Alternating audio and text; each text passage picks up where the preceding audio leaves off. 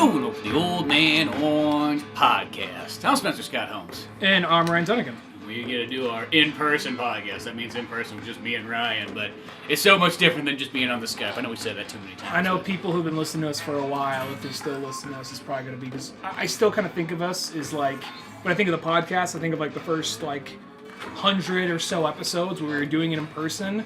Even though it's gone on way longer than that, and we've been doing it more on Skype, I still think of it as like, we usually do it in person. Like, oh no, wait, we don't. It's been 7 years or whatever. Yeah, that was the olden way, but it's really the best way. Like, you know, podcasting, if you can do it in person, it makes for a bigger difference at least. But we come up to the wrap of the end of the year, and it's always that one where it's like, hey, let's make our fun list of top 10 movies of 2020. You know what I mean? And granted, yeah, there wasn't as many movies this year as there was in, you know, previous years, but that doesn't mean that there's not a bunch of cool movies out there still. Like, I still think that, like, there was a solid amount of great films. I mean, maybe not so much so that you're having a hard time picking your top 10, you know, real well, or you're going like, man, we should almost do a top 15 or top 20. But this still, the ones that did come out and the ones that kind of slid through, like, were awesome. The downfall is a lot of them kind of get shoved under the rug. Yeah, there's a lot of stuff that got pushed back, and there's stuff that I didn't see because, you know, a lot of movies, they did that thing where you could rent the movie for $20. And a lot I of always thought it's like, rent it for $20. Like, Jesus, not even Blockbuster would, like, do that to you. And that's where I'm like, nah. You know, so unfortunately, there's a lot of movies I would have liked to see that I didn't see because of that right there. But I'm going to say probably, like, it wasn't hard to make a list because there were plenty of good movies, but I can say there wasn't anything that came out this year that has felt like my top 5 movies, I feel like, okay, these go in this order. But everything else before then, I feel like it could kind of like swap spots. See, like, as long as I get these movies in this list, no real order, I kind of feel the same about all of these movies in like, you know, 6 through 10 probably. But before we actually get into it, I just want to name off a few movies that I wanted to see, but didn't get a chance to see. Maybe we could even we'll come to that maybe last, just in case they don't overlap any of our other choices. Good idea. All right. But who wants to start first? That's always the key thing. I guess we can flip the Space Jam coin if you want. No, I'll just go first. It's all the way in that side of the room. I'm 34 now. My leg hurts when I walk, so fuck it, it's over there. I'll just especially when it's cold. Anyway, so I'm gonna say my number 10 is a movie called Evil All the Time, and this was a Netflix movie.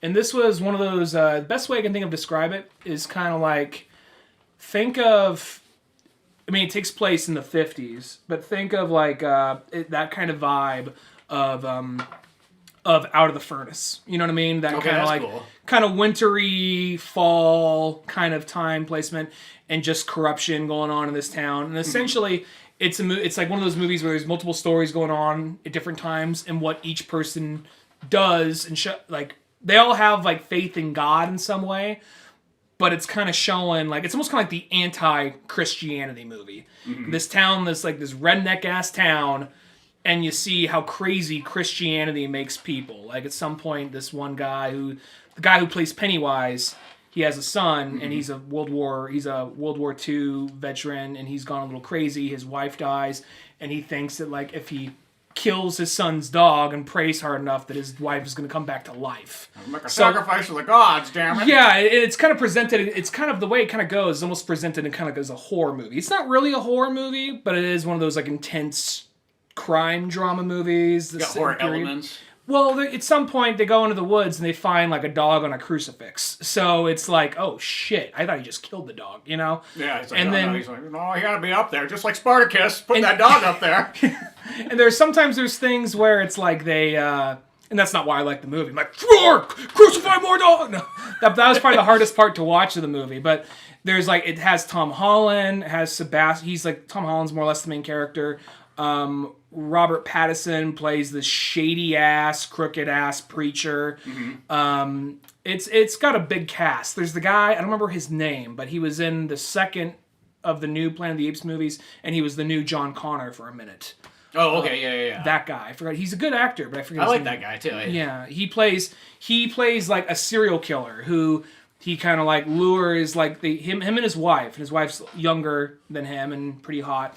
They lure young guys out into the woods. They're like, oh, we're gonna have a picnic. Want to join us? And then she tries to seduce them. And then after that, partway through, he then kills them and he takes pictures of them dying and all that kind of shit and has his own weird little collection. The wife doesn't like it, but she goes along with it. So it's like one of these really bleak ass movies. It's almost kind of like how religion, or their own form of religion, drives these people crazy. And Tom Holland's like the more, like you think of like, oh golly, Mr. Stark, I don't want to go, Mr. Stark. Mr. Stark, they crucified my dog. Yeah, it was his dog that got crucified. Yeah, but there's and like it is kind of a scene like, Pa, no, not Muffles, you know. But then at some point, he's like some guy's like, I saw that Venom movie. He's like, I wasn't in that one. Boy, you're associated with Sony. You had this coming. You know, you're carrying the Spider-Man brand. You gotta accept what you caused and take it like a man. You did this to Mr. Muzzles. Bar, bar, bar.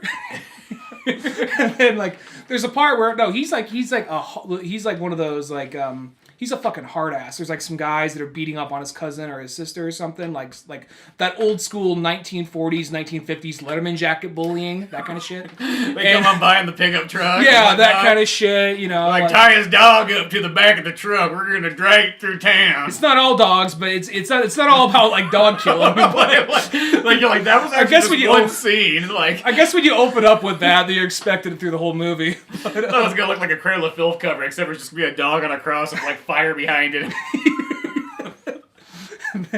But no, at some point, like, you know, because his dad, like, he has like a flashback when his dad, like, some guys are hitting on his wife in front of him and his son, and then he's just like, Dad, aren't you gonna do something? Like, you wait. And then he just kind of like follows the guys. He waits till they're like eating lunch or something. He goes out there, beats the fuck out of them, and goes back like, that's when you knock a motherfucker out. You know? You get him, boy. Yeah. You know that. Then like later he does that. Like he waits for these assholes to be like, you know, these guys that bully his sister or his cousin or whatever she was. He just waits for them to be like preoccupied, then he just goes. Like one of them's like working on like a car. He has like the hood of the car, just slams it on him, like beats the fuck out of him. Like just Tom Holland kicking ass. Yeah, Tom Holland straight up wrecking shit in this movie. Yeah, that kills. Really cool. Yeah, shoots a preacher, all that. You know, it's one of those movies that I'm gonna say it's probably a little longer than it needs to be. And I heard a lot of people saying this movie's trying too hard to be bleak or it's trying too hard to be dark, but trying too hard to be Tom Holland. Yeah, I enjoyed it. I thought it was just kind of like it felt kind of like a Coen Brothers movie that wasn't trying to be comedy, because for a while, even their darker movies like Fargo felt like, oh, it still has a tinge of comedy to it. But then you get to like No Country for Old Men, where it's like, oh, there's really nothing funny about it. Mm-hmm. It's kind of like in that Fargo vein, but in like the 50s, and it also has that old timey like, now here's a town. It has like narration like, here's a town called Laurel County or something like that. I don't remember the name of the town, but it has that old... It's like, oh shit, I don't know what it is. At some part, he calls like, he's like, when he's talking about the serial killer, there's a part where he says like, he has his own sense of like righteousness and own sense of belief. And then it cuts to him like, shows a guy with his dick blowing off, like, no! And he like kills the guy, taking pictures of him and all that. He says, sick fuck. The narrator. So it is still funny. Kind of in a way you don't expect it to be, yeah. That one actually sounds pretty good. See, that's the thing is, like, those Netflix ones always bypass me. I don't know what it is. Like, I think it was one meant for theaters. Because it's one of the, it's like, I feel like I have a hierarchy of streaming things, and Netflix always falls on the low end for me. Like, even though it's the one that teed it all off. Yeah, it's weird how it is, because I had, like, I feel like almost the hipsters were like, I had Netflix when it was DVDs. But it's like one of those ones I always felt like it kind of goes from, like, Amazon down to like oddly Disney Plus nowadays, but probably just because they have cartoons on there. I feel like DuckTales. Yeah. You can win me over with some cartoons, you know what I mean? But that one actually sounds really cool. I wish that was on my list. Yeah, no, I really liked it. But carrying on my list, my number 10 is The Lupin III, the CG Japanese movie. That movie was fun, and yeah, that may technically. I think it's called Lupin III the First. It has a really retarded name. But... Because like it references his grandpa, who it's a case his grandpa never finished or something like that. But yeah. The weird thing is in Lupin III, the guy who's Lupin the First is a real French person. Oh, like really? It's a real life person. I can't remember. One day I fell down like the Wikipedia. hole on that. So, like, it's based on that, and so this movie takes place, like, literally, like, in the 60s, like, when Lupin was, you know, made by Monkey Punch and whatnot. Like, how so it would fall in this lineage. And that's what I think was kind of cool. They didn't try to modernize it. It was like, no, let's go to the 60s. It's almost reminded me of a movie. It's like, hey, there's a lot of Lupin history. We're going to catch you kind of up on it. We're going to make a story that anybody can jump into. You know what I mean? Introduce you to all the characters and what have you. Have that fun 60s kind of spy vibe. And I thought it delivered pretty darn well. Yeah, I liked that movie too. It was one of those movies that was, I'll be honest, because Lupin the Third, I was never a diehard fan of Lupin, and I'm not going to lie. When it first came on TV, I was like, oh, this looks a little old for me. It looks kind of like, you know, because I didn't really watch Speed Racer. I didn't dislike Speed Racer. I just didn't watch it. I got kind of those Speed Racer vibes, and I saw a couple episodes. Speed Racer reminds me of my dad racing around the yard. Like in a fucking drivable lawnmower. Yeah, like in a John Deere lawnmower. Here comes Dad Racer. He's a demon. Oh, there's a fucking rock in the lawn again. Ryan! Move this fucking rock! Well, Dad, would you turn the lawnmower? No! I like how I'm Morty in this situation. Anyway, but the thing about Lupin is I later kind of retroactively, when I got older, I actually found myself liking more older anime and looked more into it and saw a couple episodes here and there. And I like what I've seen of Lupin.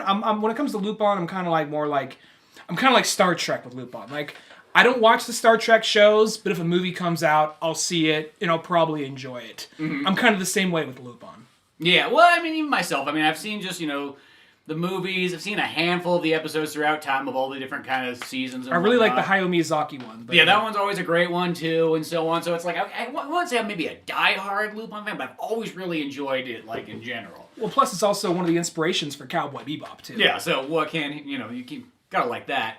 The only thing that's kind of a bummer is, like, I remember because I got it off Prime and they only had the English dub version. I would have preferred if it had the Japanese one. Mm-hmm. And it's not that it was really too bad. I mean, but I don't know. I've almost gone that way. And, like, unless it's Cowboy Bebop or Dragon Ball Z, I want the Japanese version. Like, I do think it's actually kind of funny, though. Spoilers for the Lupin movie. When it gets to, like, near the end, like, they're bringing the Third Reich into it and all that. And, like, it's going to rise again. And then we get to the end, like, oh my god, Hitler is alive. And you find out it's just spoilers. You find out it's just Lupin pulling a prank on this Nazi, and he's just dressed. He's like, of course Hitler's dead. Are you fucking stupid? He's like, yeah, but there was the photo of him hanging out in South America. Like, yeah, we faked it. 60s Photoshop. What? Someone cosplayed as Hitler for one day. He's got a lot of fans in Argentina. Yeah. But yeah, no, like, all in all, it was super fun. Gives you that good, like, Tomb Raider kind of, like, Indiana Jones vibe with this kind of story. Got the Lupin spy elements and whatnot, all the wacky, zany things. I think it is, like, a perfect starting place. Yet you could also, if you've been watching Lupin forever, could still really enjoy it. This sounds weird. It almost came across the same way that Scoop movie was. Like, it sounds so strange to say, but that Scoop movie and the Lupin movie were made in the same styles. I didn't see Scoop, so I gotta check that out. The Scoop's worth it because, like, some people couldn't get into it. It sounds kind of odd, but, like, it's got all these other, like, I know it's like Hanna-Barbera. It's like the Avengers of Hanna-Barbera. Yeah, I thought that, because I didn't know that at all going into it. That wasn't in the fucking trailer. Mm-hmm. The only thing that's kind of a bummer is Shaggy's kind of a bitch. Like, cause he's like, well, he's always kind of a bitch. Well, yeah, but no, he's more like, Scoop, you're making friends that aren't my friends. I thought we were friends for life. If you're gonna have other friends, then fuck you, Scoop! Well, fuck you, Raggy! Oh, that's what it's gonna be then. Like, well, now you don't fucking cross, Scoop! Yeah, they make Shaggy like one of those friends be like, well, I thought we were losers together. And be like, Scoop's like, no, I'm fucking popular, Raggy. You're bringing me down, Raggy. I can't be sitting with you anymore, Raggy. We start like at a party, and it's just like Scooby's like, Raggy, I need you to go step outside. Raggy, you're making it awkward. Keep the van warm. Raggy, you need to grow up. Scoop got a job at Twitter. Woo! I got stocks. But no, it was fun. I feel for like an old school fan, it was neat. But yeah, you have to. It does have that in the in between. We're not fucking talking about Scoob. Let's talk about Lupin. That's what it is. Shit, Lupin like doesn't have that problem. It's not like at some point like they get in there and be like, oh, you know what, Lupin, you're being kind of a douche. You know what I mean? I do like how Fujiko, like, you know, like. what's the shooter? Gaijin or Genome? There's Goem, who is the samurai. But I like the thing I liked about Lupin is even though Lupin's the boss, everybody's talking shit on him. Yeah. Everybody's like, dude, and he's always like a step ahead of everybody, but people are still kind of able to call him on his bullshit and see, because I'm not going to lie, the movie actually sparked me to watch one of the newer seasons that came out like in 2018, and they are doing this thing of like, what if, it still has that Lupin vibe, but it's kind of like, what if Lupin is like Lupin the Third Part 5. It's always these weird, confusing names. Well, because each version of the show has its own, like... And Part 5 takes place in modern day, and it's like, how does he stay one step ahead in a world where everyone has a smartphone? Well, because the weird thing, too, is because Lupin, this sounds so odd, but really what he is, he's like Austin Powers, almost. Like, he's the Japanese, well, I guess he's French. She's like, I don't know, half Japanese, half French. I don't know what the fuck he's supposed to be, but like, you know, he's literally like an Austin Powers. Like, at the end of the day, him and Austin Powers would probably be the best of buds. There's that character that's in this movie only, as far as I know. The girl, not Lucia, but it's something, a name like that. Starts with an L. Lashida, maybe? I don't remember. Anyway, well, her name was the password. That's her name, yeah. She, for instance, and I love her grandfather just like totally was like, yeah, I'm gonna use this. We'll come back to the grandfather. I want to say something about that, but the whole thing with her was she looked like she was a Disney character plopped into an anime, just the way she kind of looked. But then there's a moment he had with her where I'm feeling like the Austin Powers thing rings true right there, because I was like, oh shit, you can't do that today. You could probably do that in the 70s anime, but you couldn't do that shit today. Well, because that's the thing is when you watch the old ones, like they are very like, I mean, they're like 007 movies and so on, and it's not like, it's not that it's anything wrong, but they are kind of like, Fujiko is like super hot and sexy the whole time, you know what I mean? Like that's just firing machine guns in between. Yeah, firing machine guns, like using people, you know, as female as you can get. And I'm not trying to be like a 17... Nowadays, it's almost like that kind of thing. There's one part I do like how they do kind of keep, because like, even Lupin's like, he even throws it out there like, something about like, hey, Fujiko, you want to like, we'll go have sex right now, but he says it differently. But like, he says it more like that, but it's like, oh, they're almost selling this movie like it could go double feature of Scoob, but then there's still got the Lupin like adult elements to it. Yeah. Well, the thing about it is, it's also like, don't take this as me being, you can't do that today. But there's those things where it's like, because you know it came out when it did. Swinging 60s. Yeah, you know, yeah. So then out of that. By a guy named Monkey Punch. Yeah. So out of that, you just kind of like, you see like, oh, they're really like, hey man, this is, it takes place at this time. This is what it is. So if I can get over it. So yeah, I was like, okay, all right, you guys, I appreciate you guys not holding back on that. Not that it's like anything like, not like he fucking bends her over the chair and fucks her like doggy style or anything. My grandpa jerks off the ground like, oh, grandpa's jerking off in the corner. That's fucking weird. I thought he hated her. Oh, now I see where the NC-17 rating came from. Okay. The rest of it's exactly the same. But, he's like, I'm going to show you what the monkey punch is. Just, yeah. His grandpa jerking off. He's jerking off over a picture of Hitler on the beach. The grandpa, the thing I liked about that is, even though the grandpa is very hateable, they made him out to be like, because usually I feel like he's the mad scientist. That's all he is. He's the mad scientist, or he's the mad historian. But you could see at some point in time, he did have values. He did have more of a meaning, but then he got too wrapped up in his own ego and trying to chase like what he thought was success. And there's even that moment where he actually takes a shot for his daughter. Like, even though he was an asshole to her, there was just that much love for her. So even though he totally deserves to die, and he does die, spoilers, but that right there, I think it kind of adds a little more to this character. I still hate the character. I'm still glad he's dead, but at the same time, I think it just adds that much more. Yeah, no. Yeah, definitely. But no, the Lupin the Third, totally awesome. But Ryan, what's your number 9? My number 9 is, and keep in mind, probably like 6 through 10 is kind of like interchangeable, so not really anything too strict here.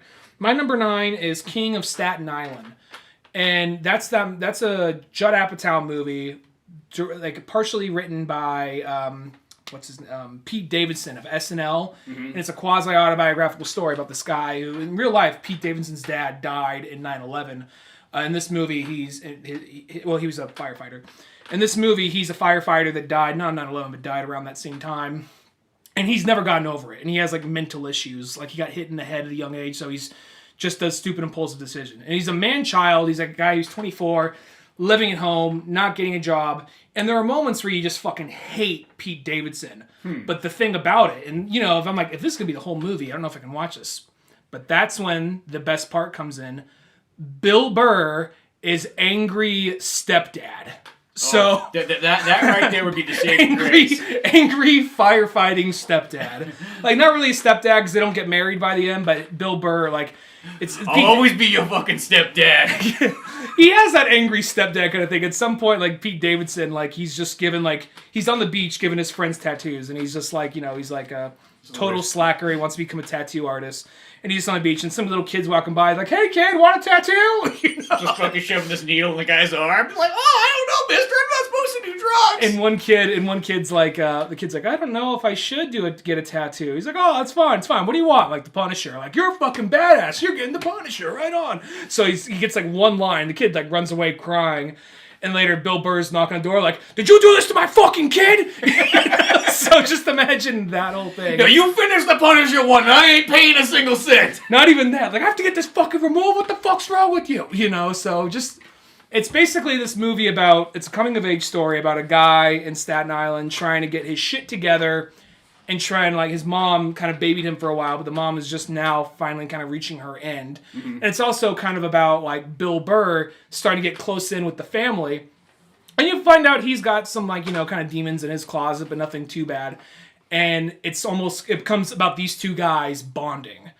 And just, you know, I can't say it. I mean, you know, I know we're, like, big fanboys of him, but Bill Burr is angry stepdad, more or less. That sells me right there. The movie's a little longer than it needs to be. It's like 2 hours and 30 minutes, but it's still a good movie. And yeah, I really like that one. So yeah. Huh, that sounds like I'd like to check that one out. I remember, was that one of those ones that made it to theaters? That almost it didn't go to theaters. Okay. It was gonna, but then it was one of, not the first, but it was one of the first movies to go on digital. And by the time I got around. Oh, that's right. Okay. By the time I got around to renting it, it was down to $5. So, because the thing is, I don't want to pay $20 to rent something. Yeah, that's fucking ridiculous. I mean, like, if you own it, but even still, like, $20, even if you're like, well, shit, I hope I like it at least. You know what I mean? Like, I don't mind paying $20 if I know I'm gonna get really into it. But okay, I guess going on to my number 9. My number 9 is Wonder Woman 84. That one was fun. That one almost made my list. 84. I'm not gonna lie. I liked the first Wonder Woman, but you and me were the only people that just liked it. Everyone else seemed to love it. Where yeah, I used to always say that, like, I liked Wonder Woman, the original one, but I was like, that's probably my least favorite, other than maybe Suicide Squad, of the DCU, like, live action, the modern series movies. Because it just feels like, it's not that it's a bad movie or it's paced bad or anything. It just feels like it really pulls back and focuses on, I mean, World War I is an interesting choice, but it doesn't really have... Like, she's not fighting a whole bunch of her villains. There's not really... I don't get this comic book sense of the movie. But at the same time, I feel like it kind of pulls back on that. Where this movie, a lot of people don't like this one. I liked it more. I liked it more. Yeah, it's not a perfect movie, but I definitely liked this one more. And you know what? There's a couple things I think. I think, one, there's a lot of people that kind of, like... You know, they're not huge Wonder Woman people, or they don't even really kind of know a whole lot about her, and they kind of see the magic aspect, and that throws them off. I really think the magic in Wonder Woman 84 threw people for a curve. And they're like, Wonder Woman doesn't have magic? I'm like, it's Greek mythology. Lasso of truth, yeah. Shit, what in Greek mythology is not magic and, like, mystical and so on? But it's that, and then this sounds so weird, but I will say Wonder Woman 84 does play out like Amazing Spider-Man 2. Like, what's her name? Is almost like Jamie Foxx. Like, what's her, shit. I was thinking Spider-Man 2. With Kristen Wiig. Kristen Wiig's character, I remember when I was watching, I was like, shit, she's doing the Jamie Foxx thing. Or the Jim Carrey thing. No, I guess it paces back, but, like, I literally, because I think because I watched Amazing Spider-Man 2, like, only a couple months ago, because I was having a Spider-Man marathon, and I was like, shit, that seems like such a weird one to go with, but, like, she really does feel like the Jamie Foxx character, you know what I mean? And I'm not saying that that's a bad thing, but, like, kind of she's the weird, goofy character, doesn't fit in with anybody else like that. The second she gets power, she's like, fuck everybody. Like, I got the power now. I guess I didn't get I got the, you know, push down to the side. I got a little bit of the Jamie Foxx / Jamie Foxx really does chew that scenery in a weird way, but... he's just to a ridiculous level. I mean, I didn't think she was chewing it to I think it was kind of cartoonish. Because here's the thing. I feel like the movie is a little kind of Richard, at the beginning of it especially. I mean, they're obviously leaning into the Linda Carter TV series. But I feel like they're also leaning into a Richard Donner kind of vibe. Yeah, I think so too. And I think that's fine, because there's so many movies by this point. If you want to go retro and be a little cheesy and wink at the camera, depending on the movie and what the vibe you're going for, I get that. I understand that's a big jump from the last movie, and even a big jump from, like, Birds of Prey. But at the same time, I feel like for Wonder Woman, it's fitting. Because Wonder Woman's all about, even though it is about, like, cool action, it's all about, like, optimism. It's all about, like... doing the right thing, making the right decision. I mean, like, in a sense, it's like... she fucking loves Steve Trevor, but it's like that thing that, like, yo, if having Steve Trevor is going to destroy the entire world, I can make that decision to say, you know what, see you, dude. I think the whole, the thing with Maxwell Lord, and yeah, they changed his powers, but let's be honest. How many people's favorite villain is Maxwell Lord? Yeah, nobody's walking around with a Maxwell Lord t-shirt, let's be honest. No, he's nobody's favorite villain. Who knows, maybe he might get rebooted and they might use him in cooler shit later in the line, but he's never been anyone's favorite villain. So, I thought it was an interesting choice to use him, and the whole thing about making him the Stone. And I'm not trying to get too political here, but I think they were definitely trying to make a Trump reference there. I think because he's a failing businessman, he's worried about how people view him. He wants to be seen as a winner. Yeah. He's definitely way more sympathetic. He's way more sympathetic, and there's a point where you're like, fuck this guy. He's like more of a TV personality than he is. Yeah, he's like, look at me, I'm selling stuff. You can be you, join me. Like, he has that almost feel. And then there's a scene he has with his son. Whenever I'm not gonna lie, the son that looks like it's like he It's like once like he made a late night phone call to adopt a child from another country, and then he kind of realized later, like, I don't got time for this. Yeah. Like that was the thing. It's always like that son. Like, oh yeah, that's his son. That looks nothing like him. I'm not gonna lie. For being a movie with all this like cool action and all that, the shit with him and his son, I think, was some of the better scenes. I mean, I still really liked all the shit between, like, I think all the stuff between Wonder Woman and Steve Trevor was great. The cheetah action scenes were all great. There was a bit of camp to it, but I don't think camp is always the bad thing. That's not a bad thing, though. I don't think it's always a bad thing, depending on what you want to make, and I think it worked for this movie. So, 84 was almost on my list, but I figured you'd probably have it, and I'd use that spot for something you probably didn't see. You probably have one of your heathenist movies. It was and I was like, yeah, you know what? It was either that or talk about a Bill Burr movie, and Spencer probably talked about. So yeah, 84 could have easily been on my list somewhere. Yeah, but I personally did enjoy it. Like, it's one of the movies I would have enjoyed it much more to see it in theaters, but whatever. It is what it is. Like, and I think maybe that would have helped the movie too. I think if the movie was in theaters, I think it sounds weird, but sometimes an action movie, I think, will always get a little bit of a boost by being on the big screen with the big sound and so on.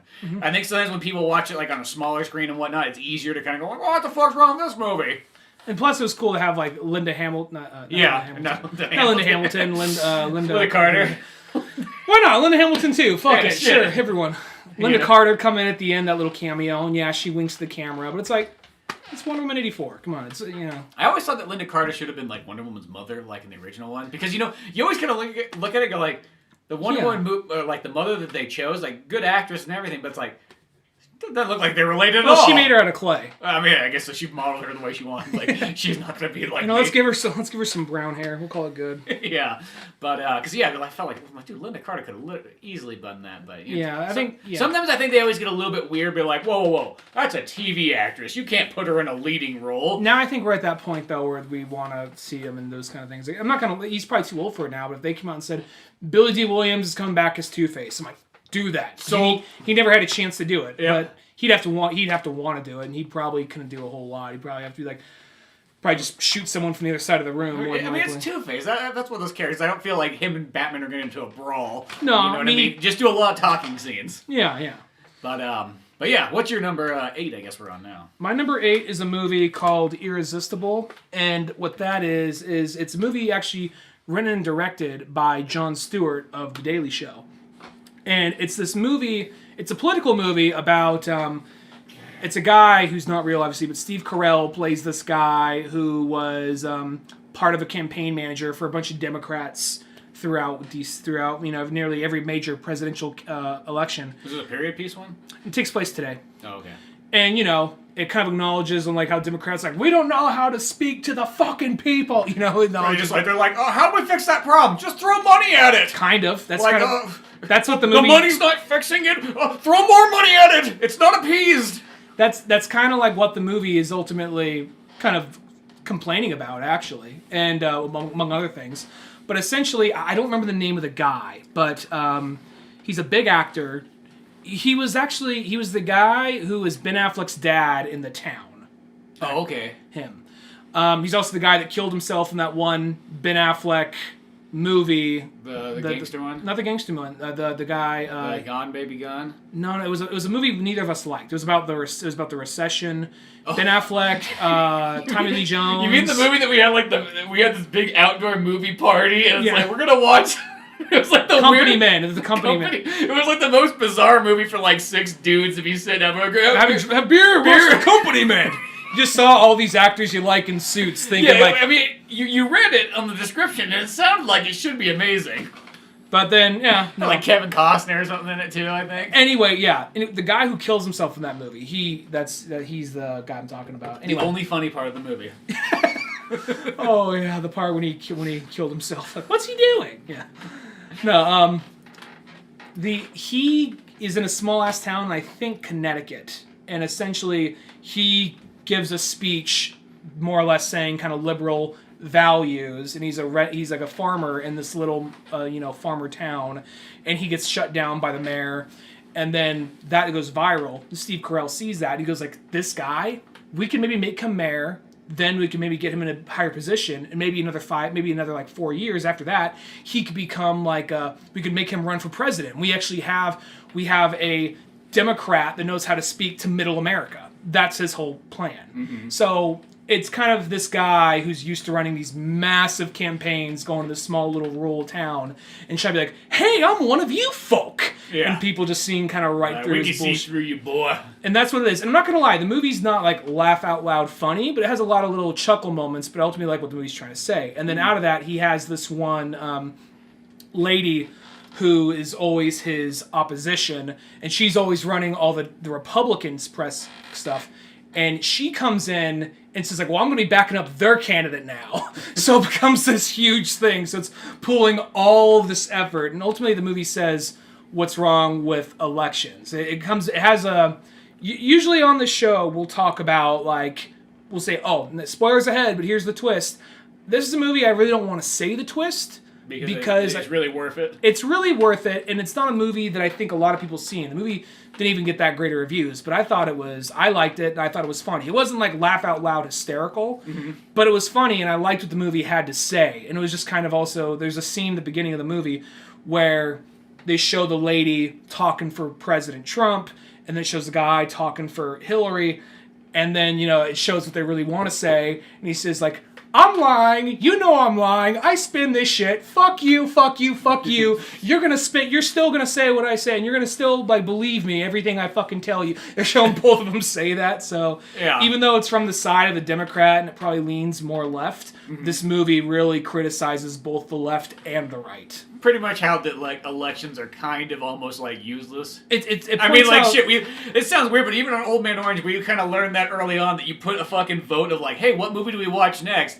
And you realize that, like, you'll always get whatever's the most popular movie, no matter what. Way of the Gun is never gonna win. Exactly! You know what I mean? Like, people don't vote with, like, hey, this would be kind of cool to see. They vote by, like, I know that movie! Yeah, pretty much. So, this movie, it points out, like, what's so corrupt about the election process and donations and all that. And I don't want to, like I said, I don't want to spoil it because it is a movie that you wouldn't think this movie would hinge on a twist, but the twist in it's pretty good. So I'm going to recommend Irresistible. And plus, I think the movie, it's one of those movies that you had to, was going to go to theaters, but you have to rent it. But it wasn't anything expensive, like $20. I think mine, I rented it for like $5 or $6. Yeah, because a lot of those rentals aren't as bad as, When they first come out, though, they're always like $20. Sometimes. Yeah. There's certain ones, though, I'll explain it later, but like that actually come out for a nice price. But but going on to my number 8, is Bad Boys 3, Bad Boys for Life. That's one I wanted to see. Fuck, it got by me. Because that was one of those ones, I saw it in theaters because it came out like January 5th or early on, and then I watched it again afterwards, and I kid you not, this Bad Boys is just as good as Bad Boys 1 and 2. Like, I liked it that much. And there's always that weird one, too, because sometimes when there's been a great while, because, what was Bad Boys 2? 2003? 2003, 2004. You know what I mean? So, like, it's been, like, almost 20 years. So sometimes that can be kind of weird, because there's some of those movies, like, once so much time goes by, it's almost like when you get a sequel, it's almost maybe a little bit awkward. Like, I mean, like, don't get me wrong, I'll take a sequel to anything. If anything I like, even if it's like 50 years later, sure, I'll take that sequel. Why not? But this one here, it's like, it almost came back in and it was like, boom, we're right back to where we are. Like, it's Bad Boys just the way you like it. The action's good, the comedy's good, the character's there and so on. It's got twists and turns and whatnot in it. The whole way through, like, super sold. The action's totally badass in this film, too, you know what I mean? You learn that there's twists and turns. I mean, I don't want to spoil this like your last one, but there's some interesting ones where, like, it did kind of, like, you think it's going to go one way, and you're like, oh, shit, they did get a little bit in there, so it's pretty darn cool. As far as, like, an action movie, this thing delivered 100%. This last week, it's been me kind of, like, I knew this day was coming up. So I was like, all right, well, I got to make sure I check out as many movies as I wanted to see to get ready for this podcast. And Bad Boys 3 was definitely on my list to see, but it's one of the ones that got by me, unfortunately. And Bad Boys 1's a really good movie. Bad Boys 2, though, I know we talk shit on Michael Bay here and there, but Bad Boys 2 is exactly like, this is Michael Bay at his best, kind of, And aside from, like, maybe The Rock. So... No, Bad Boys 2 is, like, that pinnacle super action movie. You can't go wrong with it whatsoever. But I kid you not. Now, Bad Boys 3 is not made by Michael Bay. It's got some produced, other dude. I'm guessing. I think he was, and there was a producer and whatnot. But, like, it still keeps, like, all the greatest Michael Bay charms, I guess you could say, of that action. Because, when Michael Bay delivers, and when he hits it well, he does do a good job. You know what I mean? Like, that's the thing. It's like, Pain and, there's movies he doesn't get, like Pain and Gain. Like, Pain and Gain, like, that movie's amazing. And, it doesn't get that kind of credit. But no, Bad Boys 3, like, that was the first movie I think I saw of the year, and I was like, shit, I know that's going to be on my list. That was that good. I liked it a lot. I'm going to have to check that one out, because I really did want to see that, because I like that movie series, and I think that since it kind of happened at the early stages of all the pandemic shit... Well, this was still kind of proto that, because... Yeah, but it was kind of leading up to it, though. Because this was almost like in that era where it's like, yeah, something's happening in China. Who the fuck cares? Bad Boys 3's on. Pretty much. But at the same time, I was like, I'm going to get to that movie. And then by the time I got to the movie... Is that the story of the new Bad Boys 3? No, that's not what it's about. Oh, okay. It was just this thing, it was this movie I was going to get to. And then the pandemic happened. And then I almost kind of like forgot about it because it happened so early in the year. And I was looking at my list. I was like, oh shit, that came out this year? Okay. So... there's a couple movies that totally almost didn't make my list because I forgot they came out this year because so much crazy shit happened. But yeah. Bad Boys 3 is definitely one I wish I checked out. Totally gotta see it. But let's see, what are we on? 7? What's your 7? Here's where it might move a little faster. We already talked about it. Lupin the Third is my 7. But like I said, 6 through 10 is kind of interchangeable. So. Okay, well then we go on to my number 7, and it's Superman Red Son. That was fun. That was good. I liked it. Yeah, because Superman Red Son, that's one of my favorite Superman books ever made. I mean, like, I'll say this. Generally, if there's a Soviet sign slapped onto something, I'm already instantly sold. You put a Soviet sign somewhere, like, on your cover, like, I'm halfway there to buying it. I just like to imagine you, like, going by, like, a Russian embassy and, like, oh, like, Red Alert! Like, exactly. That's where your mind goes to. That's literally how it is, but just the whole concept of being like, yo, what if that... It almost sounds like one of those, like, 15-year-old kid stories, but still...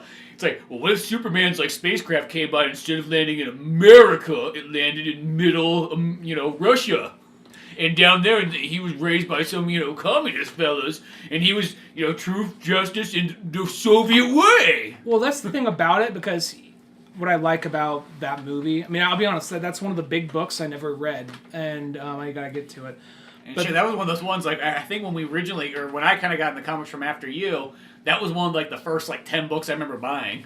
Yeah, I gotta check that. It's one that I've always meant to check out, but I never got around to it. But Superman Red Son was also one that was, like, Actually, you know what came out digitally today? The new Batman movie, Soul of the Dragon, came out today. Oh yeah. Digitally. Yeah. Fuck that shit. Yeah. Physical. Yeah, I want the physical. That's like one of the few more physicals I'm going to be buying is the DCU ones. Anyway, I was going to say that I like about it is that he's still Superman. It's not like, oh, he's evil Superman. Like, maybe he has kind of like a darker twist to it because, you know, he's working for the Russian government and he has to get his hands dirtier in ways you don't expect that regular Superman would. But the thing at the end of the day is he's still Superman and he's still trying to look out for the little guy. And even though the movie kind of went out of its way to say the problem with just like, not just Russian stuff, but just politics in general, like, I thought that was interesting in itself, you know? Yeah, because it kind of goes through, and it's not one of those ones where it's like, I mean, it breaks down, I guess, you know, Soviet lore, and almost maybe if they had somebody like Superman on their side, that they can prosper a lot longer, but breaking it down, but not so much so that it's like an anti-communist thing. Because that's always the thing I was kind of fearful of. Anti-Stalin, maybe not anti-communist. Yeah. Because, you know, it's like, I'm still one of the people that believes, like, hey, if you maybe did communism right, not saying like that, but, like, I think, like anything in life, if you gave it a couple more tries, be like, yo, we tried it for 80 years. Well, you know, sometimes it's... Why don't you just make it a solid 100, and we'll go... Yeah, maybe there's a way to do it. I mean, I know people need that carrot to keep going. We don't need this red talk right now. So maybe you got the communists there, you know, but I think also, I'm always won over by like, Soviet empowerment, like in Red Alert, and like fucking propaganda pictures and so on. Like, I don't know what it is. If Tim Curry's not really there, though. Yeah, there's those shitters. But you know, that's what I mean. Is like you put Superman in there, and I like how they put Batman in there, but Batman's really just a dirty terrorist, like in this version. They had interesting ways. I thought there was interesting the way how like he leads him back to kind of like his, because that little kid is young Bruce Wayne, that gulag, and then they have. For some reason, I don't know if that was the same in the book though. Maybe I could be wrong. I could see that being different possibly, but that was definitely the kid of the gulag. So the bats fly past them and all that. And then he's just like, this is all where it happened. So it's almost kind of like this world's version of I think I would have liked it more if just Superman was Russian and everybody else was interacting around that, rather than here's the Russian version of Batman, here's the Russian version of, you know, of Wonder Woman, Lana or whatever. Well, she's still from Themyscira, but she's converted over to Sovietism. She like Wonder Woman made sense the way they did it because she wasn't this. It wasn't like she was just in Soviet gear, just to like I'm going in the colors of their flag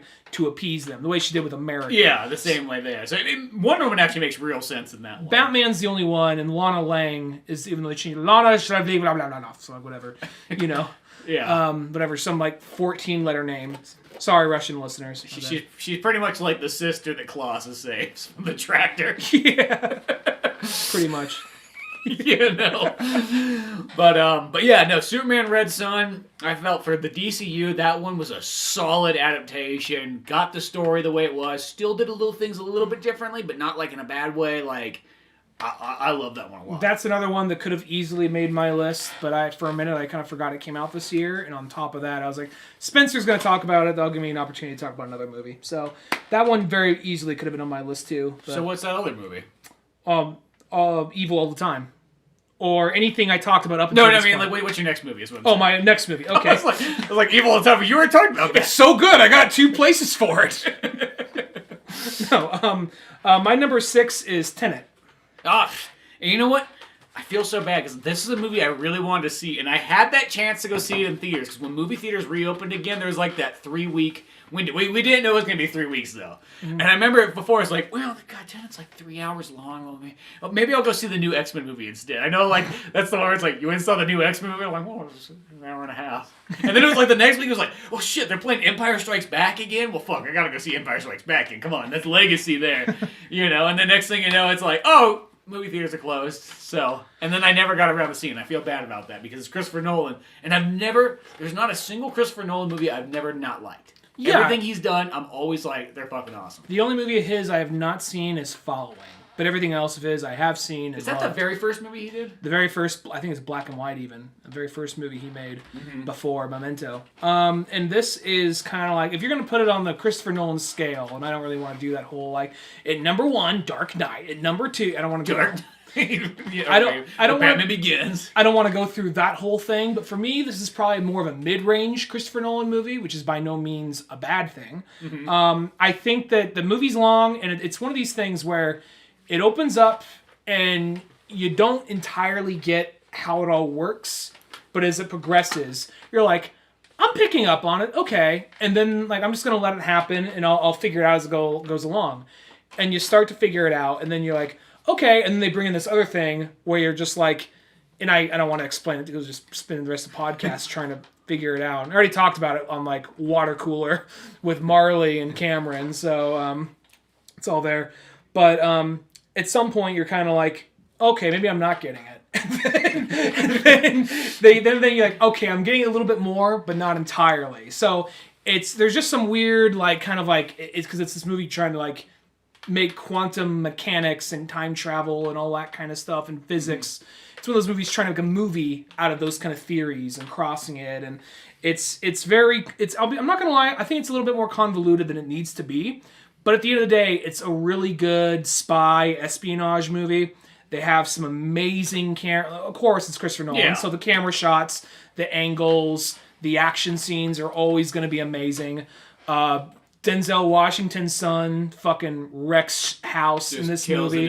Fucks a dude up with a cheese grater in a kitchen. Yeah, God. I mean, it's rated PG-13, so there's no blood, but it's still badass. But you see him like he's fighting these guys in like this kind of like 007 Bourne Identity kind of fight style. At the point where he grabs a cheese grater, just starts bashing a guy's face in it, just slides a few plates in it, just goes in, knocks it. Like, I mean, Denzel is always awesome, but I'm like, it's kind of like, man, he's getting a little too old to do some of this shit now. I'm like, oh shit, his son's got to fill in that role. Yeah, there we go. If you close your eyes, you can kind of like, I'm pretty sure it's Little Denzel. I'm pretty sure it's Little Denzel. Yeah. I'm hoping it's not. Like, I mean, like, I didn't know that's who it was this whole time, so that's the guy. I'm basing it all off you. It's the same guy from like Black Klansman. Yeah. Yeah, I just didn't know that was Little Denzel. David Washington Jr., I think his name is David Washington Jr., I think. Not Jr., why do I say Jr.? David Washington, I think. Anyway. But yeah. Now I gotta look that up. But yeah, no, anyway, that movie is totally awesome. The villain's a little weak, but it's one of those villains that, like, you're meant to hate. You don't hate him so badly that, like, get him off the screen, but you hate him just enough you can tolerate him, and when he fucking bites the dust, you're like, yeah, fuck you. Yeah, you take that. Exactly. And it's as the movie goes on, there is some like things that are like, that's a little kind of, not that it's bad, it's just more of like I'm a little confused and maybe I'm just an idiot, but at the end of the day, it's just a fun action movie, and that's really what you're going for. Yeah. So it might be one of those double watch movies where, like, the second or third time you see it, you're like, I got it. It's a basically, think of like 007 with a little bit of time travel mixed in with like an Inception kind of vibe. Mm-hmm. It's very much like a espionage spy type of movie. And there's a period in the movie where they're not doing any of the crazy time travel shit. It's just a straightforward spy movie, and that's kind of where it. Story-wise, it probably is the best, but then once they bring in the time shit, that's where it gets a little confusing, but that's also where you get some of the coolest action scenes. So, not his best movie, but still a really good movie. Still super solid. Yeah. Now, that was kind of like, you would almost say like the movie of the year. I kind of felt like overall, that felt like the big, huge movie of 2020, and it was kind of, everything was riding on that film, too. I'm not going to lie, and I don't want to sound like dismissive of Christopher Nolan or like his work, but I feel like this is the movie that's going to save cinema. And I'm like, don't get me wrong, people like you and me are, and probably even like Marley, we're looking forward to that kind of stuff. But the average person, they're like, oh, yeah, the action was cool, but I was kind of confused by it. And that's not me trying to say, you're too stupid to fucking get it. But I mean, the movie to save cinema, if it's not like MCU, or they're not wearing like a bat cowl, then I don't know if how many people are going to go running. Well, because I will say that was a movie, though, that, I don't know, it seemed like you would kind of read people on it, and the average person didn't care about that movie. You know what I mean? But, like, I mean, to me, I just see Christopher Nolan's name. You don't got to tell me anymore. Sean David Washington, that's his name. Okay. Bad. But you know what I mean? Like, I see Christopher Nolan's name, even though I still haven't yet to see it, but, like, I don't need to know more. Like, I'm sold. You know what I mean? But I think the average person kind of looked at that and goes, I don't know, that's kind of goofy. Like, time travel, reversal shit. Like, I don't know. I saw him throw, like, there's a car driving in reverse, and he throws it over the hood of that, and the other guy catches it, then drives way backwards. Like, I just got confused. And it's one of those movies... I think it's a hard movie to sell. It is a hard movie to sell, because as we were talking about the movie on Marley's podcast, The Water Cooler, there's a part where, like... Okay, so there's a part where he's fighting one guy in reverse, but then the other guy's moving forward, but they still kind of match perfectly. And then Christopher Nolan had to explain that to a bunch of guys in suits that don't smile. Yeah, exactly. So, I mean, that movie was kind of one of those. I hate to sort of say it, but it was sort of a hard sell because it was kind of like a movie made for people that like movies, in a sense. Not necessarily a movie for everybody. And it's a good movie, though. I definitely recommend that one.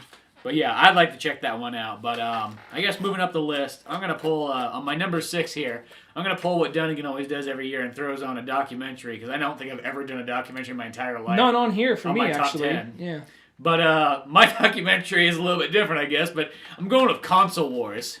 I didn't even know that was out. Console Wars documentary came out? Yeah, the Console Wars documentary, because that's been in the works for like years, and it finally came out this year. This is the thing, it's a hard to watch one because it's only on CBS Now. Oh, fucking Christ. Of course I'm going to watch them. Here's the thing. My mom wanted to get the CBS Now for like to see the Stephen King show, so I was like, oh shit, the Console Wars thing's on there. And I kid you not, like, CBS Now, I will say, you don't think anything of CBS Now because you're like, oh, CBS, whatever.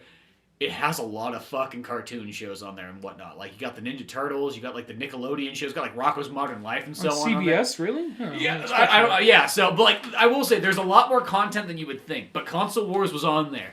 And to me, it was like one of those ones, like, I read that book, I think, like, a year or so ago. And I will say, the book is cool, but it did sort of focus to me, like, on, like, almost like the producers and the advertisers and, like, the bigwigs of, like, Sega of America, Japan. And it's kind of like...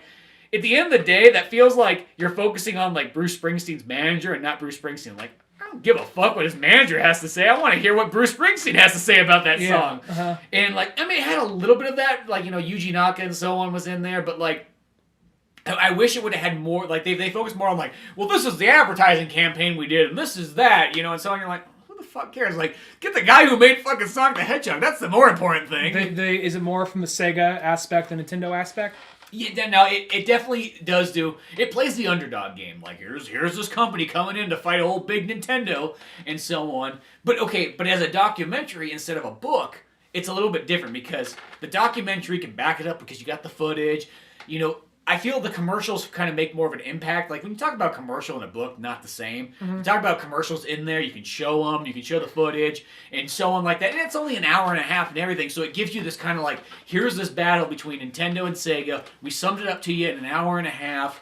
It's pretty much just the Genesis SNES war, you know what I mean? We're not going into really too much farther than that. I mean, it peters out at like Sega Saturn and so on. The book goes a little bit farther in the Dreamcast and whatnot, but it just sums up that 1989 to about 1995 really well. They got the interviews, they got all the guys in there and whatnot like that. It's put together really well. I mean, even like when they do like cutscenes of being like, hey, this is what these guys were doing, they'll use almost like Streets of Rage looking graphics to kind of describe it and so awesome. On. So it's kind of fun and funny in that way.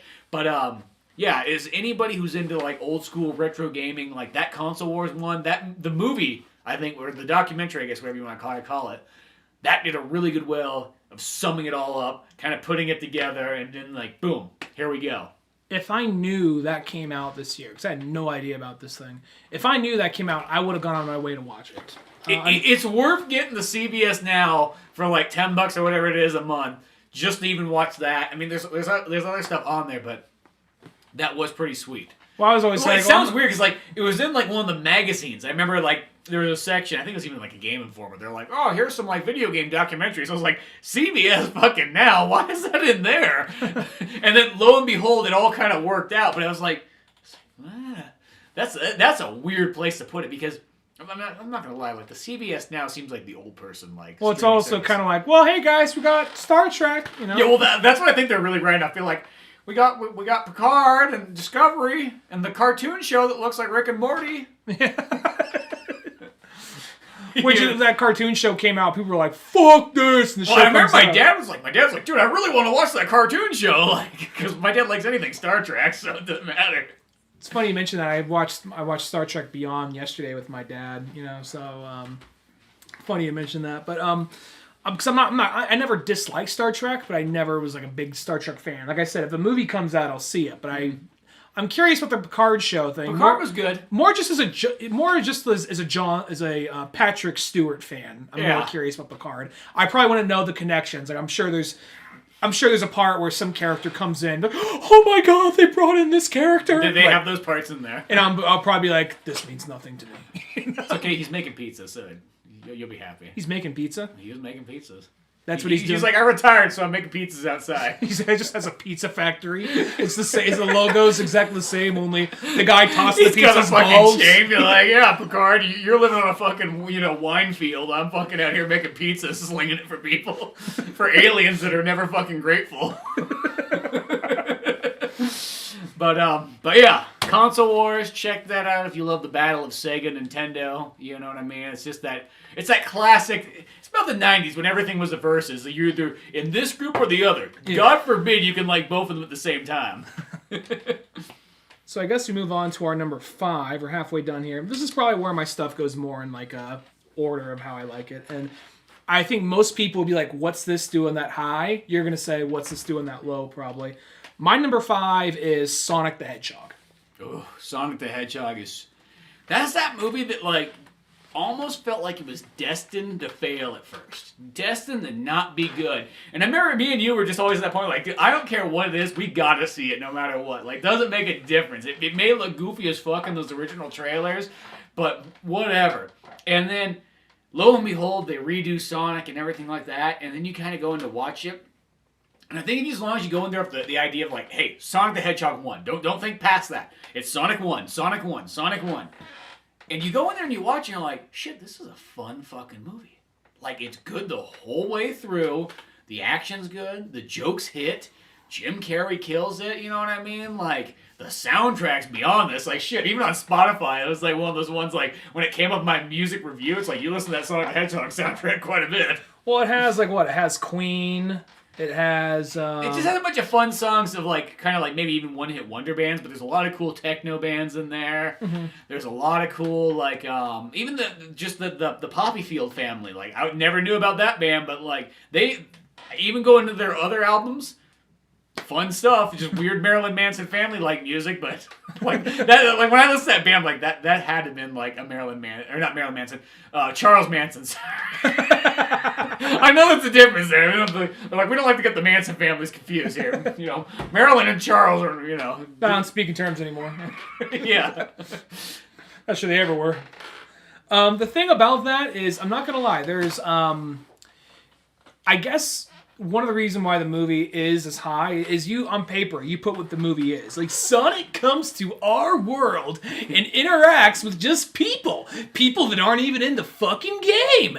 And Robotnik sometimes. If you put that on paper, it's like, oh, this sounds like some typical dog shit that Hollywood doesn't understand or whatever. Mm-hmm. But then, or Hollywood doesn't understand the franchise or the character. Which for a minute, I don't think they did. But I think the directors and the writers were kind of given boundaries and what they had to work with.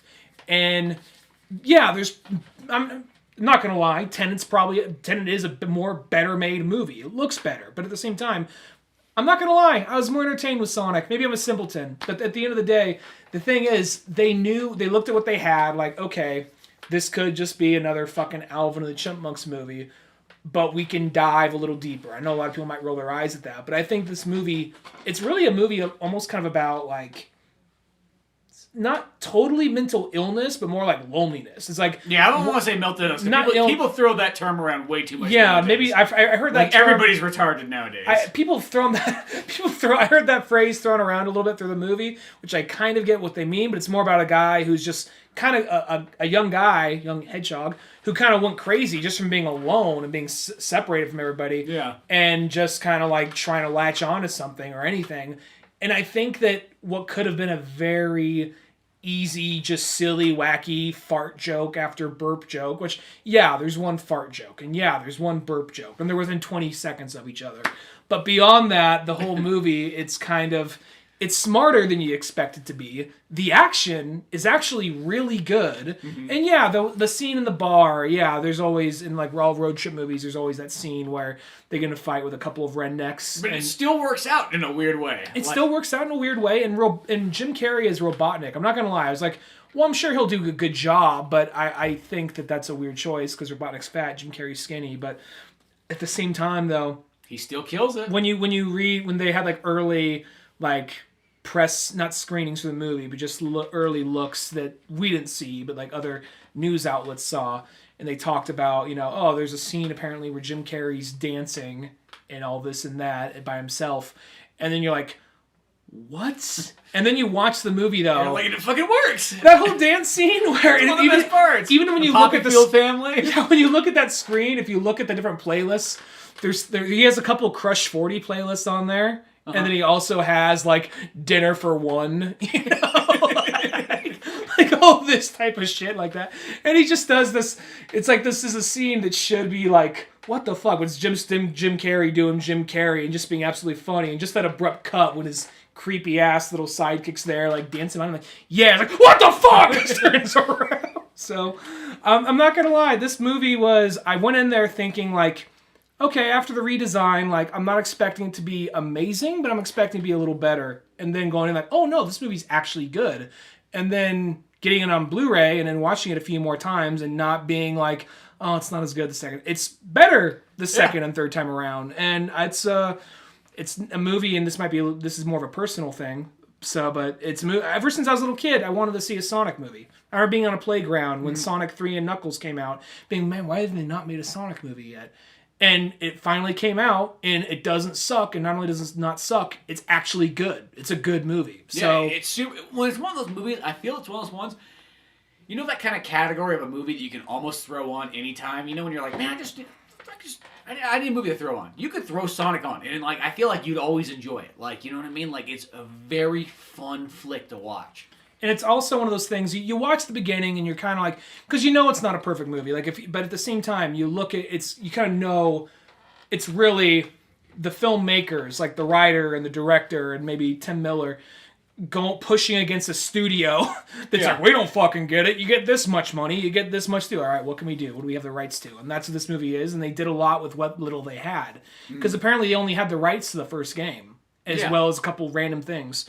So, and there's another example I was going to make. Like, you look at that beginning, and you see Green Hill Zone, and it looks like Green Hill Zone. It looks awesome. And then you kind of, you wish the whole movie took place there, but it doesn't. But once you get over that, and you look, the rest of the movie is still fun and enjoyable. Mm-hmm. And then you even get to, like, Sonic, his whole character. Whoa, man, whoa, you got a juice. Like, that shit would get old quickly, but I feel like they knew what to lean on and what to pull back from. Like, it almost feels kind of like, humor-wise, it feels kind of like a PG Deadpool. And that's not meant to be a bad thing. No. I think that's a total good thing, because that's how I feel about the Sonic one, too. It's just like, that movie is so solid, and it was, in a sense, destined to fail, but it ended up being just a marvelous fucking film. Like, and I mean, that might be just from Sonic fans, in a sense. I mean, like, maybe that makes more of a difference to that.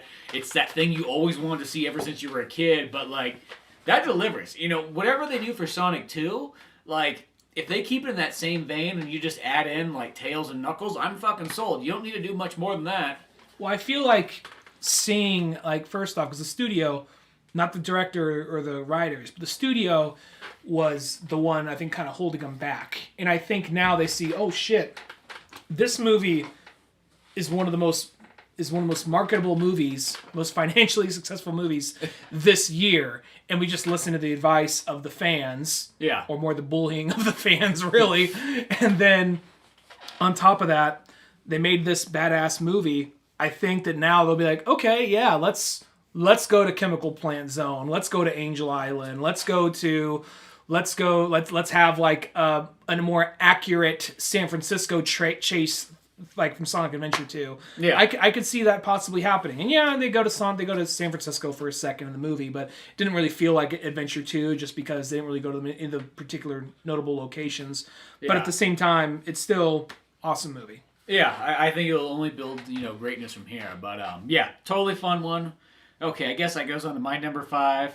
In the video game theme still, I go with Mortal Kombat Scorpion.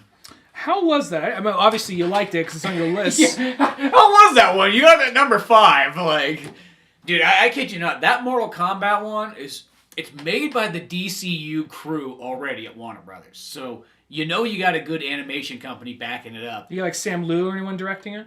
I think he's the producer on it. I think it's got the guy. The guy I want to say does the directing is the guy who sort of did like the offshoot DCU ones, in a sense. Like I know he did like the Ray one and some of those other weird ones and some Scooby-Doo ones. Like, but I think he kind of finally got to give it his own here because you get the Mortal Kombat one. It kind of does a retelling, because I think it's one of those ones. Let's get people back interested in the solid like Mortal Kombat. It's a start. It's almost like you could say it's kind of like a retelling of the original story, whether it be the Mortal Kombat movie, the game, and so on. I mean, it's got elements from Mortal Kombat 1 through 4 in there and so on, but it does do it from kind of a Scorpion's kind of perspective for the most part, but then goes to Liu Kang and everybody else as well too. Mm-hmm. But the violence in it, it's fucking brutal as all can be. R as you want to have it. Everybody in there's great, you know what I mean? You got the whole main roster and so on. The battles are awesome. The characters are cool. They really get the Mortal Kombat aspect going on. Like,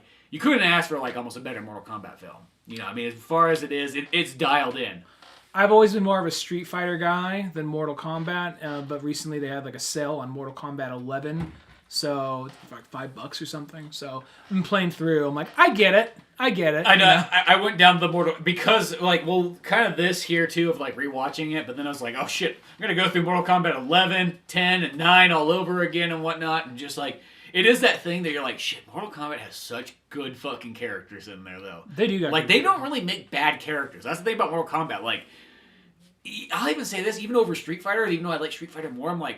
I think overall, the characters are better almost, in a large whole group than even Street Fighter. Street Fighter's good, but there will always be some of those characters like, that character's kind of funky. How often are you going to play as Bob? How often are you going to play as, it's like Mortal Kombat doesn't really have funky characters in it, you know what I mean? And, maybe you could say here and there, but, they kind of weed those funky characters out, too. Yeah. And, everybody in there, you're like, dude, I'm fucking dialed in. The story mode's sick and so on. That Mortal Kombat Scorpion movie, that gives you that kind of feeling. It's so good. But it's got the animation of a DCU movie, so it's like, what's not to like? I have to check that one out. I do want to say this real quick about Mortal Kombat after playing 11. Even though I know he's based on, it was even originally going to be a Jean-Claude Van Damme game. Johnny Cage. Johnny Cage. Older Johnny Cage really reminds me of Bill Pullman. Yeah. Doesn't he remind you of Bill Pullman? Like in Mortal Kombat 11? The whole time I could totally see that there. Yeah.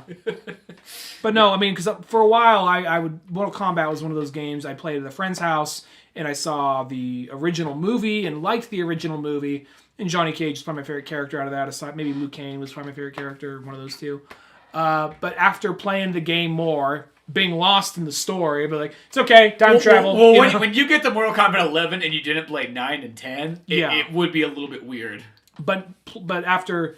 I'm playing through it now, and okay, the gameplay's really fun, really cool characters.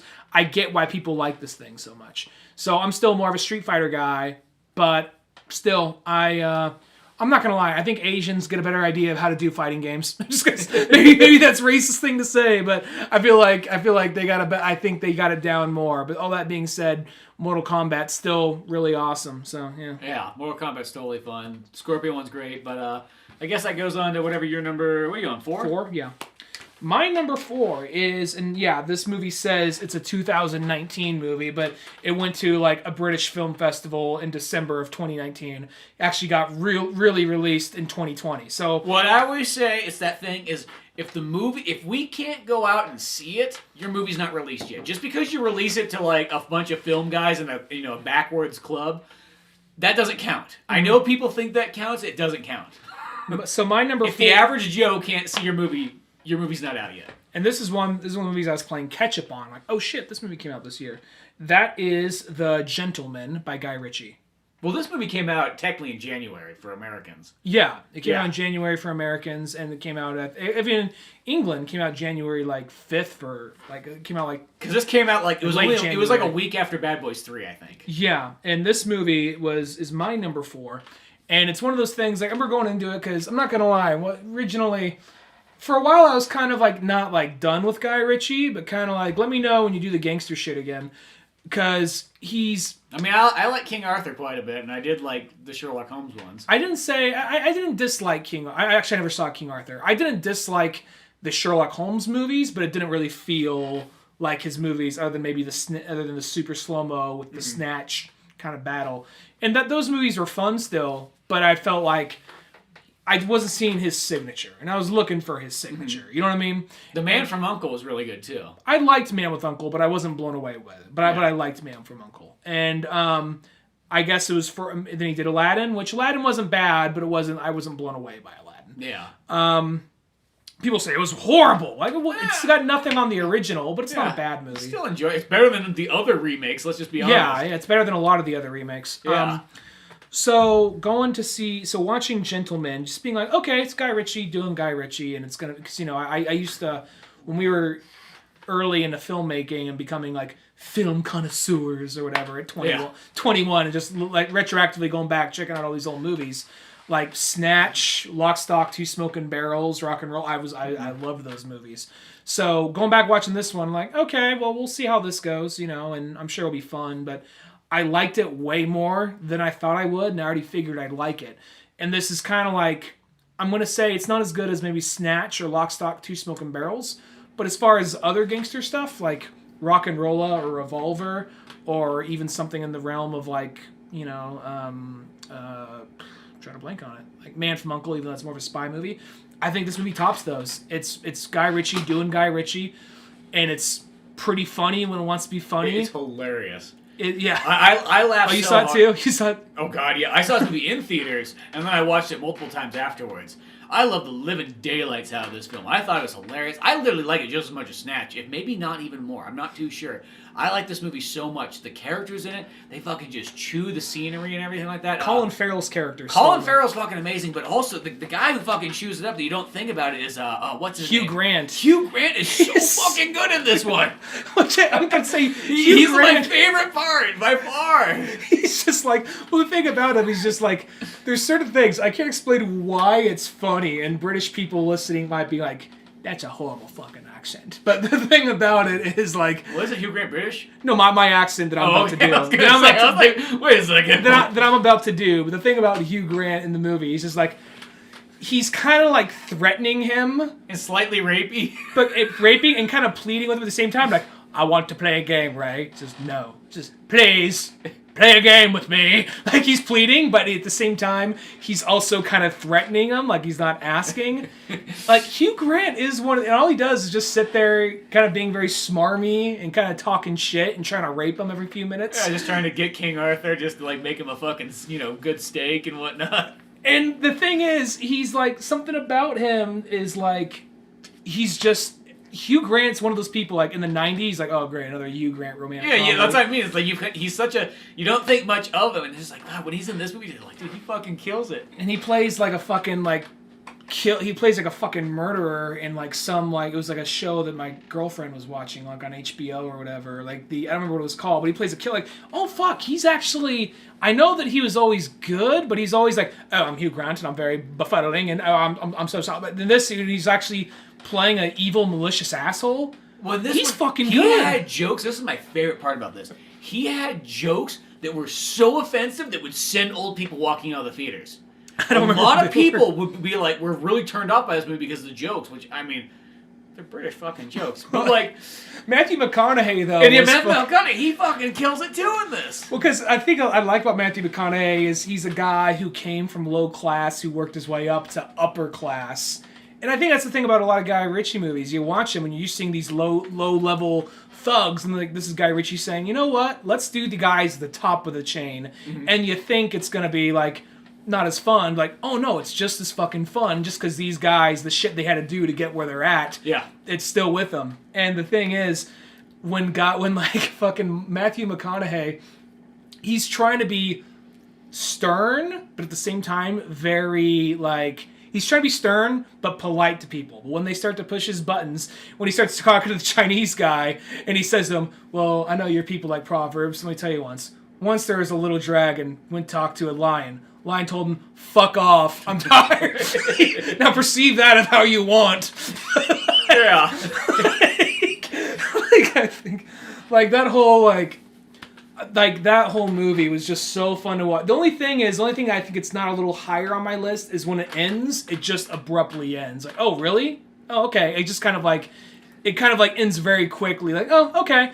But everything else leading up through the movie was so fucking entertaining. It's like, God, he probably got tired of it, but it was probably back to form for him. Like, Guy Ritchie doing this movie, he's like, okay, cool. Well, it's been so long since he's kind of done the gangster flick, so I felt like it probably was also fresh at the same time, too. Well, even the whole, there's those scenes you watch where you want it to go smooth, but you know it's going to go bad. Mm-hmm. And even in those scenes, though, it's still, you're kind of happy it went bad because it's just that much funnier. Like, there's the part where Charlie Hunnam goes into the room with all, the druggies, and I'm taking the girl. Kids. Yeah. And then he's like, she's coming with me. There's that whole. It felt like a scene out of a Tarantino movie, and I know Ritchie is probably tired of hearing that. But let's be honest, he's always been the British Tarantino.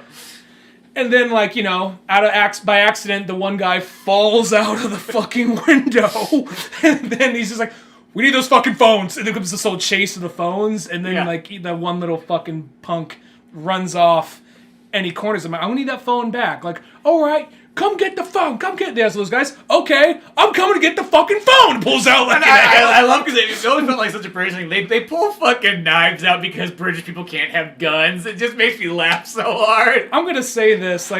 I'm sure people are like, listen, bruv, you don't know what it's like in the mean streets of. Be like, the police take our guns. They put us away for years if we have a gun. You're like, well, yeah, in America, we can just carry guns around freely. It's kind of like your dick. Anytime you have, fucking British people trying to be, I'm sorry. I mean, there are obviously British people out there that can knock the fuck out of you. Goes without saying.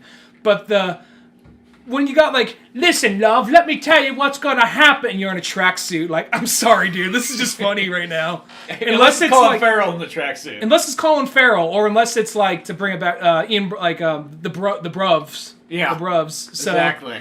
But, when it's, some little fucking, skinny-ass, 17-year-old kid, listen, bruv, here's what's gonna happen. Yeah, let me introduce you to someone from fucking Compton to the Tenderloin. This is how you really do it, okay? But no, The Gentleman, though, so fucking good. So good. I felt that was one of those movies just, beyond amazing, 100% dialed in. I have nothing to complain about with that film. That movie, that could have easily been maybe, I'll be honest, 3 and 4 are kind of interchangeable. That one could have even been a little higher. It doesn't really... But yeah, that movie was just a really good time.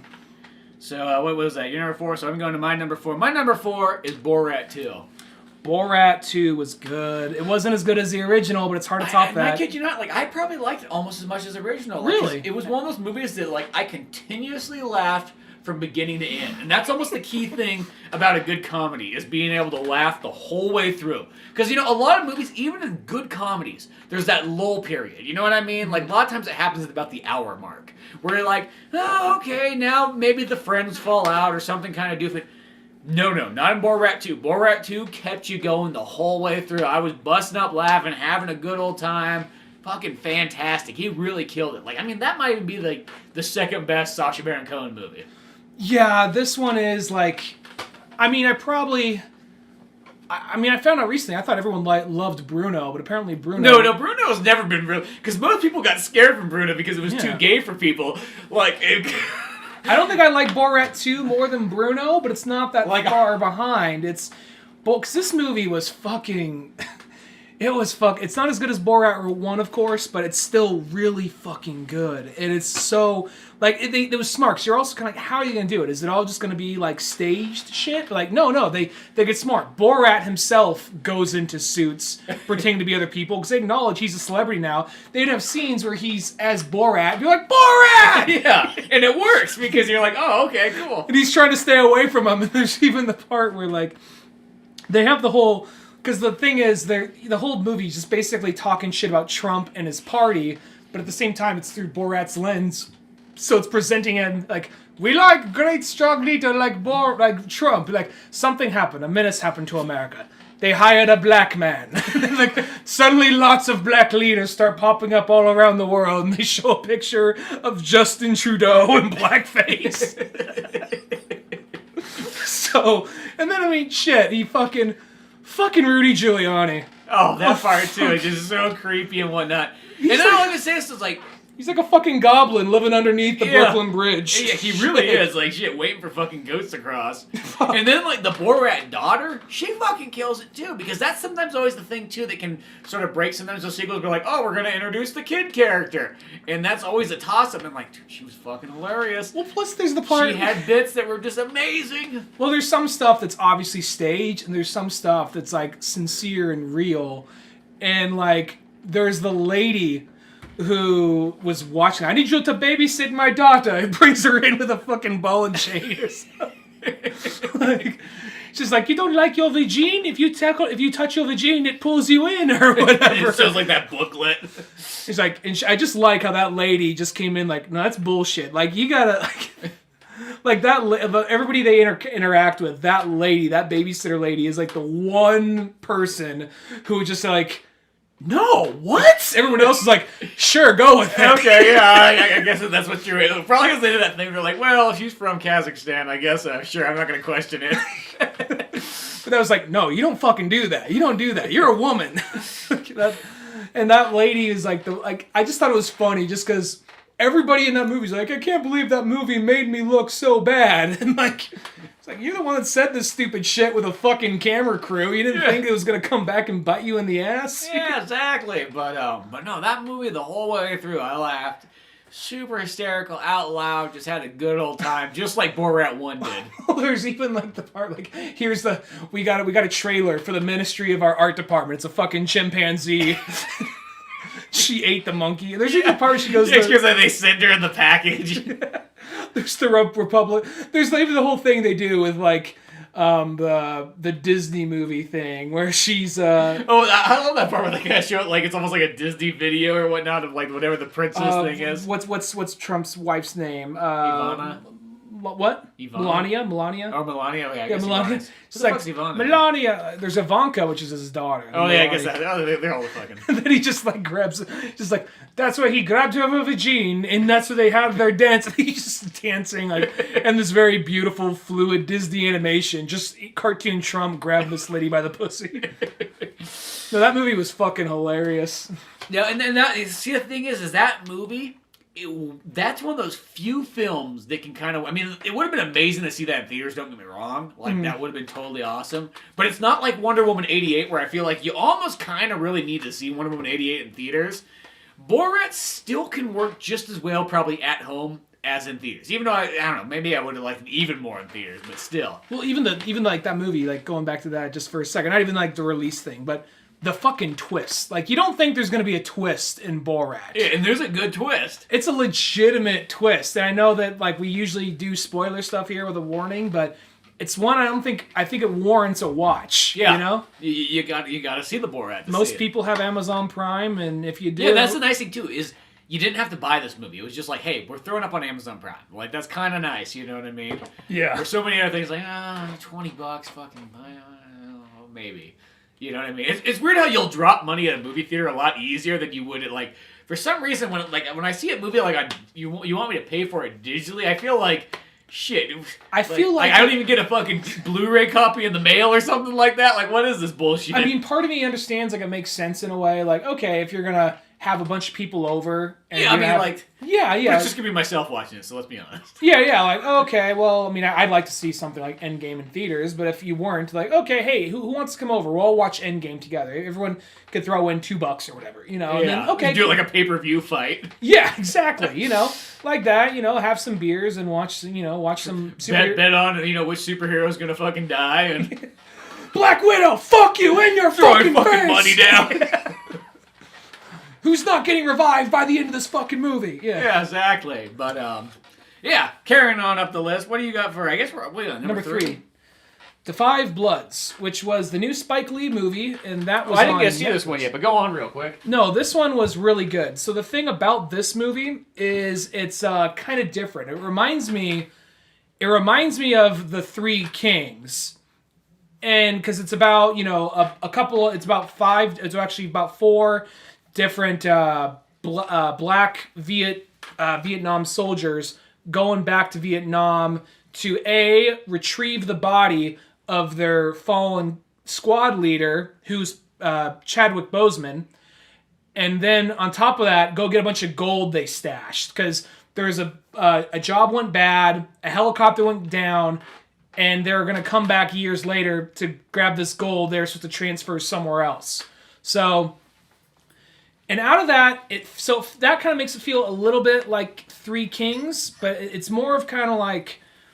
The best way I can think to describe it, because there's what they advertise the movie as, and then there's the last half of the movie. Because it's a long movie. It's like 2.5 hours long. It's about kind of just, how do I put it? It's somewhat of kind of like a retelling of the Treasure of Sierra Madre, but with like homages to Apocalypse Now, Platoon, that kind of thing. And it's a really good movie. It acknowledges basically all the shit that black soldiers were going through at the time. Like learning through like a Vietnamese radio station. Like this was a real thing. Like the lady kind of saying like, basically a lady talking to American soldiers on a Vietnamese station saying, hey, you're out there. You should be going home. And then, you should be going home. You shouldn't be here fighting this and that. And then even saying like, I'm not sure if she actually said this, but basically saying to black soldiers, like, just so you know, the white man does not care for you, this and that. Did you know that Martin Luther King was killed today? Did they tell you that? Because we're telling you now, and then it's kind of like, it just shows like the shit they had to deal with, and like kind of their own personal views and them being here now. And it's one of those movies that starts off as kind of like this fun, like, yeah, we're going to go on an adventure. We're going to get this gold and we're going to come back home. But once they get the gold, shit gets more complicated. Things get more, even though it's called the Five Bloods, one of them has a son that comes along with him. Huh. So, and I think it's the guy from Lovecraft Country. I'm trying to blank on his name. But, and anyway, the movie, it's just this, I'm trying to think of it's a really good movie. There are parts that are hard to watch, though, just because, I could still watch it. I'm not trying to scare you away from watching it, but it's brutal or something? Brutal. Like, they'll show, like, footage of, like, actual Vietnam stuff. Like, there's a part where they're talking out of nowhere, you don't expect it.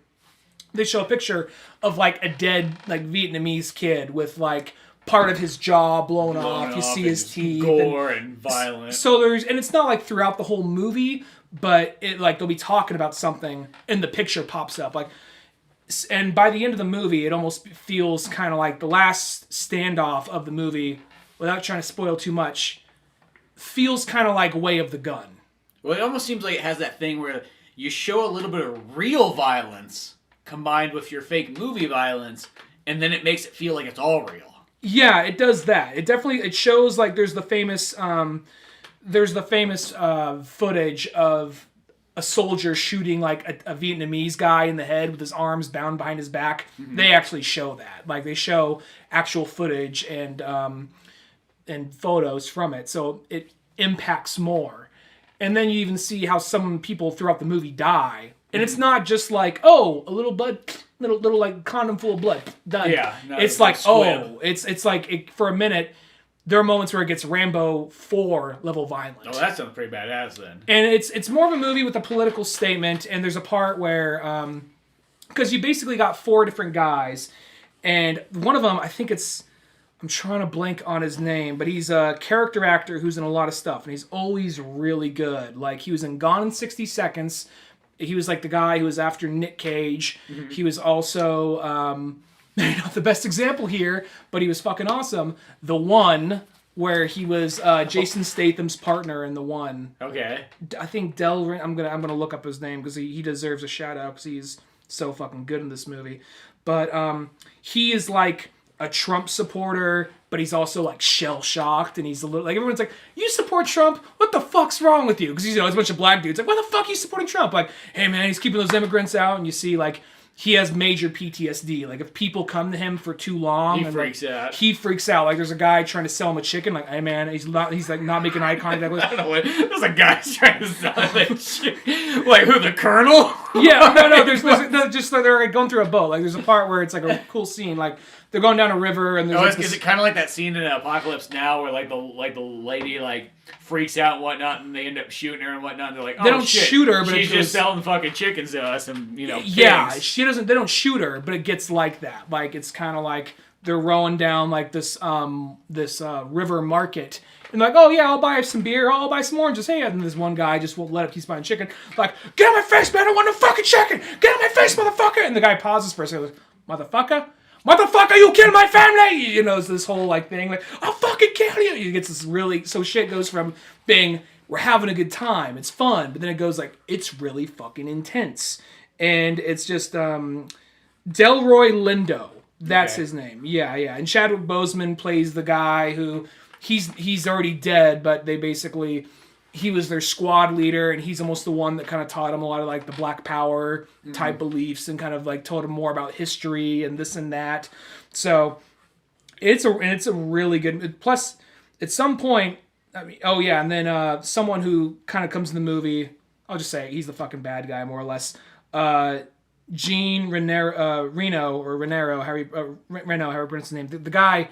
The French guy from Godzilla. Yeah, I was gonna say, yeah, exactly. Oh, that's pretty amazing too. It's a really good movie. That's one of those ones I wanted to see too. But that's the weird thing is what the second that our movie theaters were sort of taken away, it's amazing how you kind of like can't easily find stuff. Oh, this one was on Netflix. Oh, this is a Netflix? Netflix movie, yeah. Well, see, I never watch Netflix, so that's the thing. I guess that's my main thing is I'm never on Netflix, so I always miss a lot of those movies on there. Yeah, this is a movie I heard a lot of people being like, it's okay, but I really fucking liked it. I thought it was good. Bad. This sounds like something I totally like. I mean, I'm always down for seeing anything Spike Lee does. Yeah. You know what I mean? Good, bad, maybe, whatnot. But they're always kind of fun to watch. You never know what you're going to kind of get into. He's never made a movie I disliked. Yeah. He's made movies I liked more than others. Yeah, that's the thing is, I will say, he's not like one of those guys, he's not like a Tarantino where you're going to get like a consistent, like every movie's pretty much amazing.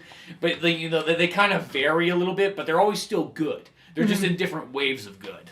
In this one, it's, I'll be honest, I haven't seen all of Spike Lee's movies. But yeah, I was going to say, I've probably only seen like 10 of them. But yeah, same thing here. Where this probably stands in the middle for me of the 10 I've seen, but it's a really good movie, and I highly recommend it. It's there are moments where it's really funny, and you're just you like watching these guys hang out, and there's moments where you're just kind of scared, like, oh man, I just hope these guys make it out. Yeah, well, and plus, and it sounds weird, like I always enjoy a Vietnam movie. And this is very much, even though it's in modern day, it's very much a Vietnam movie. Yeah, well, it sounds like, post-Vietnam, I guess you would kind of call it. But this one sounds cool. I'll have to check that one out. Because as I said, like, yeah, the Netflix ones always bypass me. Because it's like they just seem to kind of come out and just disappear. I mean, maybe everybody else seems to notice that. But they don't feel... It sounds odd, but they don't have that same, like, impact as, like, a real movie. They almost feel like, here's a straight-to-DVD, like, cut. Like, oh, it's gone. Yeah. You know what I mean? It just disappeared in there. Like, it's almost like you threw it into the fucking river. It just took off. But that one sounds really cool. Let's see. If we go onto our list. What are we on? Number 2 now. No, you're number 3. My number 3. Okay, this movie right here, my number 3... might be the best Christmas movie I've ever seen in my entire life. I wanted to see this one. And this is Fat Man with Mel Gibson. I wanted to see that just because it looked like, oh, it's a Santa Claus movie, but it's an action movie, but it takes itself very seriously. Well, this is one, too. This movie was the perfect price, too. It was $7.99 to own it. I was like, fuck it, yeah. I mean, like, you could pay $5.99 to rent it. I'm like, no, $7.99 to own it? I trust Mel Gibson enough, you know what I mean? Let's do it. And, like...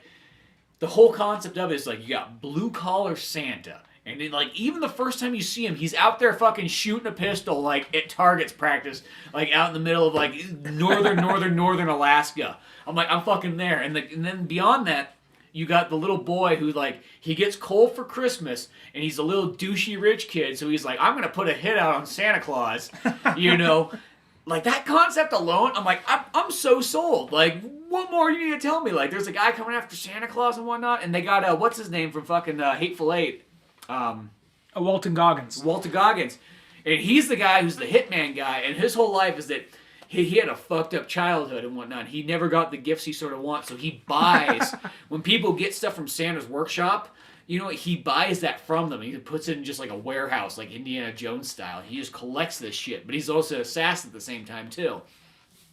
And what I like about it is it has all the Christmas magic that every Santa has ever had, but like you got this very realistic, down-to-earth, blue-collar Santa Claus. It's like, he does it for the love, he does it for the children, he does like that, but the downfall is the bills are racking up, things aren't working out, he's giving out too much coal because kids aren't as good as they used to be, and so on, and so he doesn't get as much government, like, surplus cash, so he has to take on this extra job where all of a sudden they're like, hey, could you build these aviation parts for us?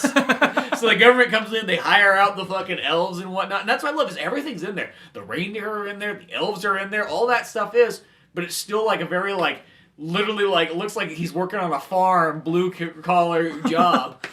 And it's just like, yeah, and it's a badass, I mean, I guess not necessarily like a straight-up, like, action movie, but it's more just like a hard-edged, like, Charles Bronson, like, thriller. You know what I mean? Where you're like, you know there's going to be a brutal battle at some point, it's going to build up to it, but I kid you not, like, this is the movie, it's like, shit, this would be my Christmas movie I'd throw on every single year. I like this almost more than anything else. It felt like it was dialed in 100% for what I like in a movie. It was funny, it had action, it was brutal, it was, you know, a cool concept and a great story, had Mel Gibson in it and whatnot, like, Walter Goggins, I fucking like that guy as well, too. Yeah, I wanted to check this one out. It looks pretty badass. Like, everything about this movie, I would say 4 out of 4 perfect in my book. And it had kind of mixed reviews when I looked at it, but it felt like you either fucking got it or you didn't get it. Mm-hmm. You know? I'll keep that in mind. That was one I did want to check out before we did the show right here. I might even check it when I get home. As I said, it's cheap as fuck. Like, it's one of those ones they were just practically giving it out. I'm like, that's the price. Like, that was cheaper than going to a matinee movie ticket. You know what I mean? And I own it now. Here's where shit might move a little faster. What's your number? My number 2 is Borat.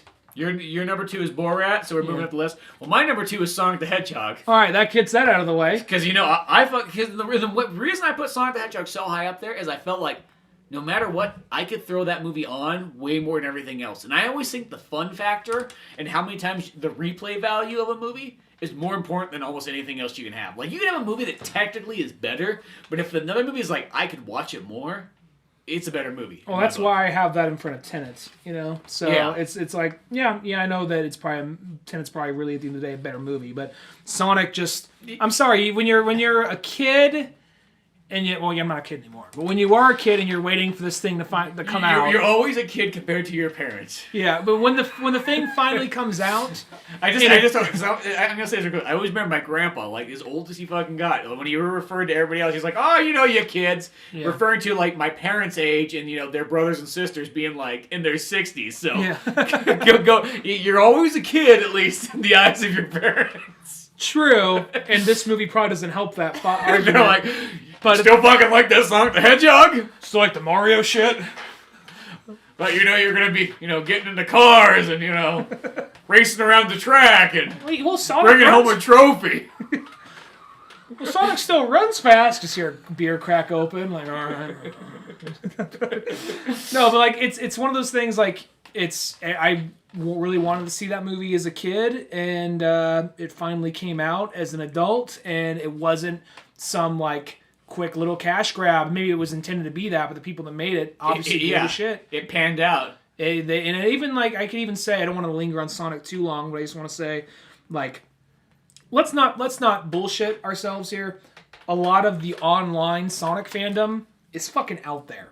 It's fucking out there. We get the people that get too into Sonic. Like realistically, we're into Sonic because we've been there since literally day fucking one.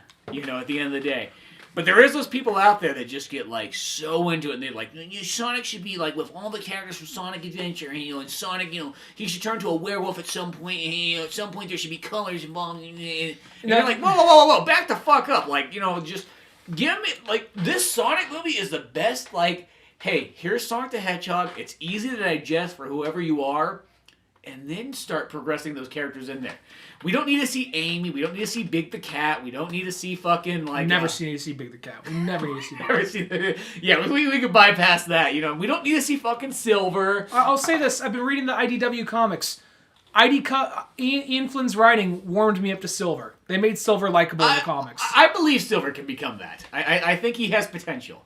But go ahead. Yeah, sorry. But you know what I mean? Like, you almost sort of need a baby step in it. Because I think sometimes people forget that, like, if you showed everything of Sonic just right off the fucking bat, that could scare your, like, hardcore audience. Because at the end of the day, when you're making a movie, a major motion picture, you're selling it to everybody. It's mom and pop in Oklahoma.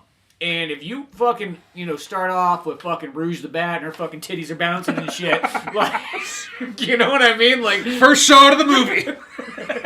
I mean, maybe Pop in Oklahoma's like, yeah, fucking A. I just learned something new about myself. We gotta get some of that internet shit when I get home and see what more of this is all about. Let's see, could you put the bat costume on? I mean, like Batwoman? Yeah, sure. Yeah, whatever, I don't give a fuck. You're just gonna turn you around anyways. Got one of those ears. Yeah, I'll find the Master Emerald too. Yeah. No, I'll say that it's one of those things, like, I don't want to seem like, I'm so happy this group of people finally found something for them. I don't want to sound like that, but Sonic, I feel like, is kind of like, for a while, it was this thing like, you like Sonic, you fucking freak? So it's kind of like isolationist, kind of, in a way, just because people did kind of shun Sonic fans, because they grouped them all into... Okay, you fucking weirdos. So I think it's fitting to make a movie. They put them in, like, because Sonic kind of got in this weird thing where, like... Not saying they're in concentration camps or in, nothing. like, this, like a mixed match of furry groups, and then it was an easy one to be like, hey, you guys, how about you get over your fucking Sonic games and get into the real stuff, like Jak and Daxter? Not even that, just like... and you're like, fuck you. Like, I ain't gonna play that Jak and Daxter. I like my fucking Sonic Adventure. But, like, at the same time, though, it's also one of those things where Sonic, I feel like it's a movie ultimately partially about loneliness. So, and you make a movie about that and you kind of aim it at people who... But loneliness based on the guy who's the coolest fucking guy in the world. Well, yeah, the movie makes it out He isn't there yet, but you just sort of think about, like, it's a movie about loneliness based on the guy who's the most popular guy in fucking, like, Mobius. But the movie kind of wraps it in a way where it's like, oh, well, he's always trying to he's always just forcing a smile. He's always making himself happy just to get to the next day. And hopefully one day he'll have a friend. But he's just like, hey, yeah, got a juice? Like, it could have gone art school real fucking quickly, but it found that good balance between fun adventure movie and, like, kind of a little bit of, like, a heartwarming message, you know? Yeah, exactly. It's almost I don't know why I started thinking about, like, the fact of, like, that fucking Justin Bieber song where he's like, it's so fucking lonely. I'm like, dude, shut the fuck up. It is not so fucking lonely. You literally could buy fucking friends to show up at your house. I was watching... Like, you know what I mean? You're like, literally like a fucking zoo tycoon, like, fucking, like, RTS builder guy. I don't know if this is what I don't know if this is, like, the song you're talking about. I remember there was, like, a SNL performance he did, and basically it's a song like... I was a kid and I was forced into this. I didn't ask to be this, so get off my dick. Mom, like, just submitted my songs and, like... And then it just, like... Yeah, maybe you were kind of forced into this, but it's I'm sorry. I can't force there's too many things going on in the world right now to generate whatever chemical makes sympathy. All right, I can't do that right now. Yeah, when your mom forced you to get money, it's really hard for me to be like, yeah, you know what, fuck you. Too many things happening right now for me to go like, guys, let's give Justin Bieber a minute. Well, I don't know what it is. He has that song, it's so fucking dumb. It's like, so fucking lonely. He's like, shut the fuck up. I guess you know, since you do a lot of DJing stuff. Yeah, so you hear these stupid songs. I want the Lonely Bieber song. Yeah, I want the lonely one, but whatever. But yeah, whatever. Sonic being the coolest guy on fucking Mobius, you know, he can still be lonely too, I guess, and play baseball by himself and fucking jerk off alone. That was the deleted scene. Gotta come fast. Boom! Like a little like Splatoon noise. Yeah. And then, okay, so what's your number 2 then? Well, my number 2 is Borat. So my number 1 is Soul. That Pixar. Oh, you put Soul actually up there? Yeah. I love the fuck out of that movie, but I literally didn't put it on my list. I'm like, that's a movie that's going to be on everybody's list. I'm not gonna. That's the only reason I didn't put it on there. Because I'm like, I love the fuck out of it. I kid you not. That was probably one of the best Pixar experiences I've ever seen. And I literally said, like, nah, that's gonna be on everybody's list. I'm not doing it. Case in point. It's on. Well, I'm not gonna lie. I don't want to sound like you might go like you fucking pussy, but I'm not gonna lie. I mean, Coco made me tear up, but this movie literally, like Coco's like, okay, all right, I'll be all right. This movie literally actually had me fucking crying. Maybe because I'm a bitch or whatever. I cried during Coco, but maybe that might have been. That was the second time I was watching the hospital, and I was like. Maybe that was the fucking, like, chemo drugs coming in, and so I'm like, maybe ask the fucking, like, the man nurse came in, and I was all Hopefully like, white dude, people. I'm like, does this stuff make you fucking emotional? Because I was crying for fucking days watching that Coco movie the other night. It's like, no, it's just you. That's just you. Yeah, like, I'm just hoping you're fucking queer. I'm just hoping white people afterlife is as cool as it is in Coco. Because we all know that, like, when a white person dies, nobody fucking remembers them.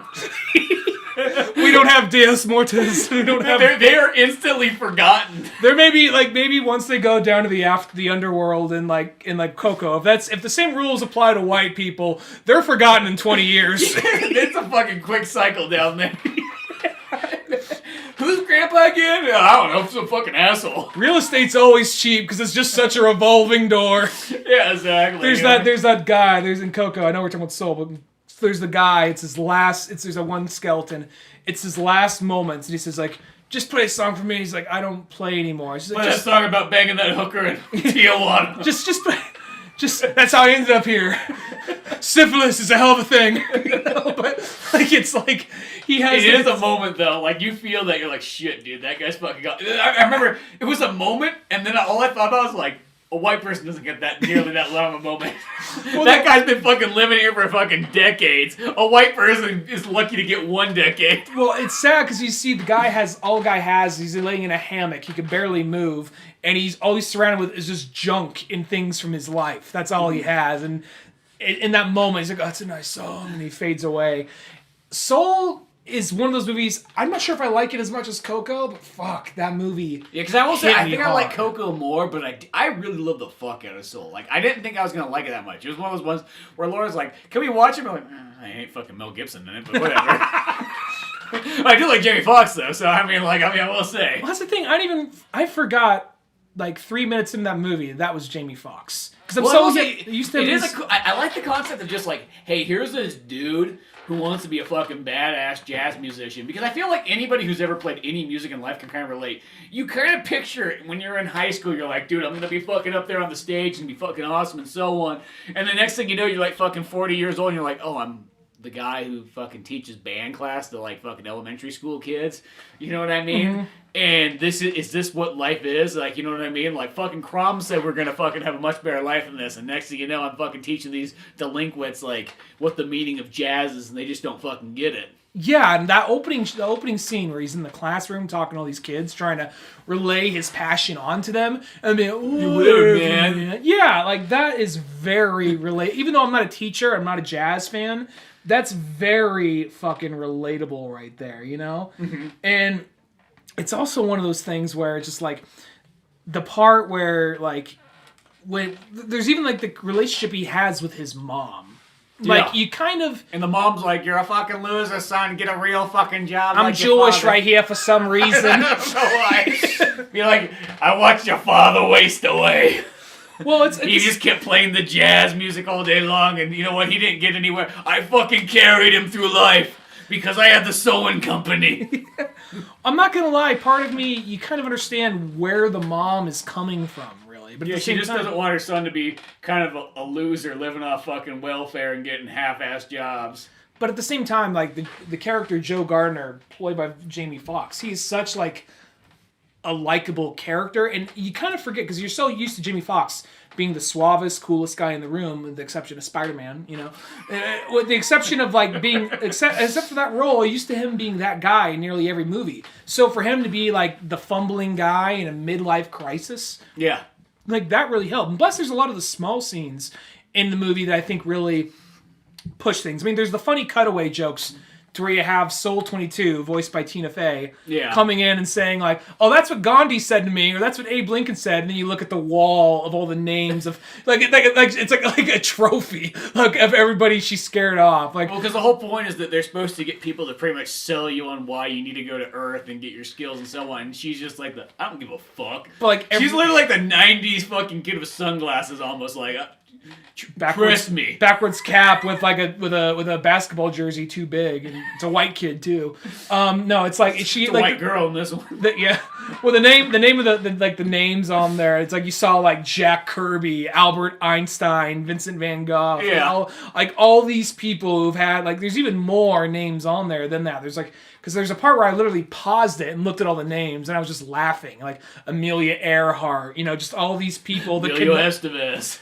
But then you also get to the end of it. This was not dead yet. Like, what's this movie know? Oh, he's dead on the inside, But it's also one of those things when you get to the end of the movie and like you see that like, oh, it's kind of funny she did that, but now it's like, oh, it's actually kind of sad because you see how alone she really is, and he's one of those voices now looming down, yelling at her. And there's even some of the small stuff they have. Like I almost feel like it's not even a kids movie. I feel like it's more of a movie for adults that kids could watch. Well, because it really is. It's made for like the midlife kind of. It's a midlife crisis movie. Yeah, it's made for somebody between the ages of 30 to 50. I really think at the end of the day. Anything else, or that's the hard-hitting like age that you're gonna get. Like when they go out there and there's like, here's the Valley of Lost Souls. They're not people; they're dead. They just lost their way and they're just kind of motion through, and these are where their souls are at. You're like, oh, we got another hedge fund investor. Yeah, he thought he was going somewhere in life. Thought he had purpose. And then there is like the another like the guy like they talk to each of the people like we do the astral. They don't say it, but like they basically do acid. And they end up in this astral plane area. Well, I love that there's like the guy who can like transmit into there, and it's just literally this goofy hippie guy who's a sign flipper. Yeah. Like I just thought that was so. I was like, oh, that guy's transmeditating into there, and then they could have had even like the douchey like Berkeley hippie. That was funny. Like they just have the different thing. Like, well, I'm in the back of a kombucha bar in Berkeley. Yeah, and these people could kind of like get into like the. Almost like the delta stage of brainwaves, and they could almost end up back in this area and whatnot. But yeah, that and even also when like because he goes from like okay, Jamie Foxx fucking kills himself in real life, and then he goes to the soul world and whatnot. And then when they kind of come back, I love how like oh shit, I'm coming back to my body. And then when him and Tina Fey come back, and it's like oh no shit, Tina Fey lands in his body and he lands in the fat cat. And then he goes to the barber shop, and the cat's just like losing it.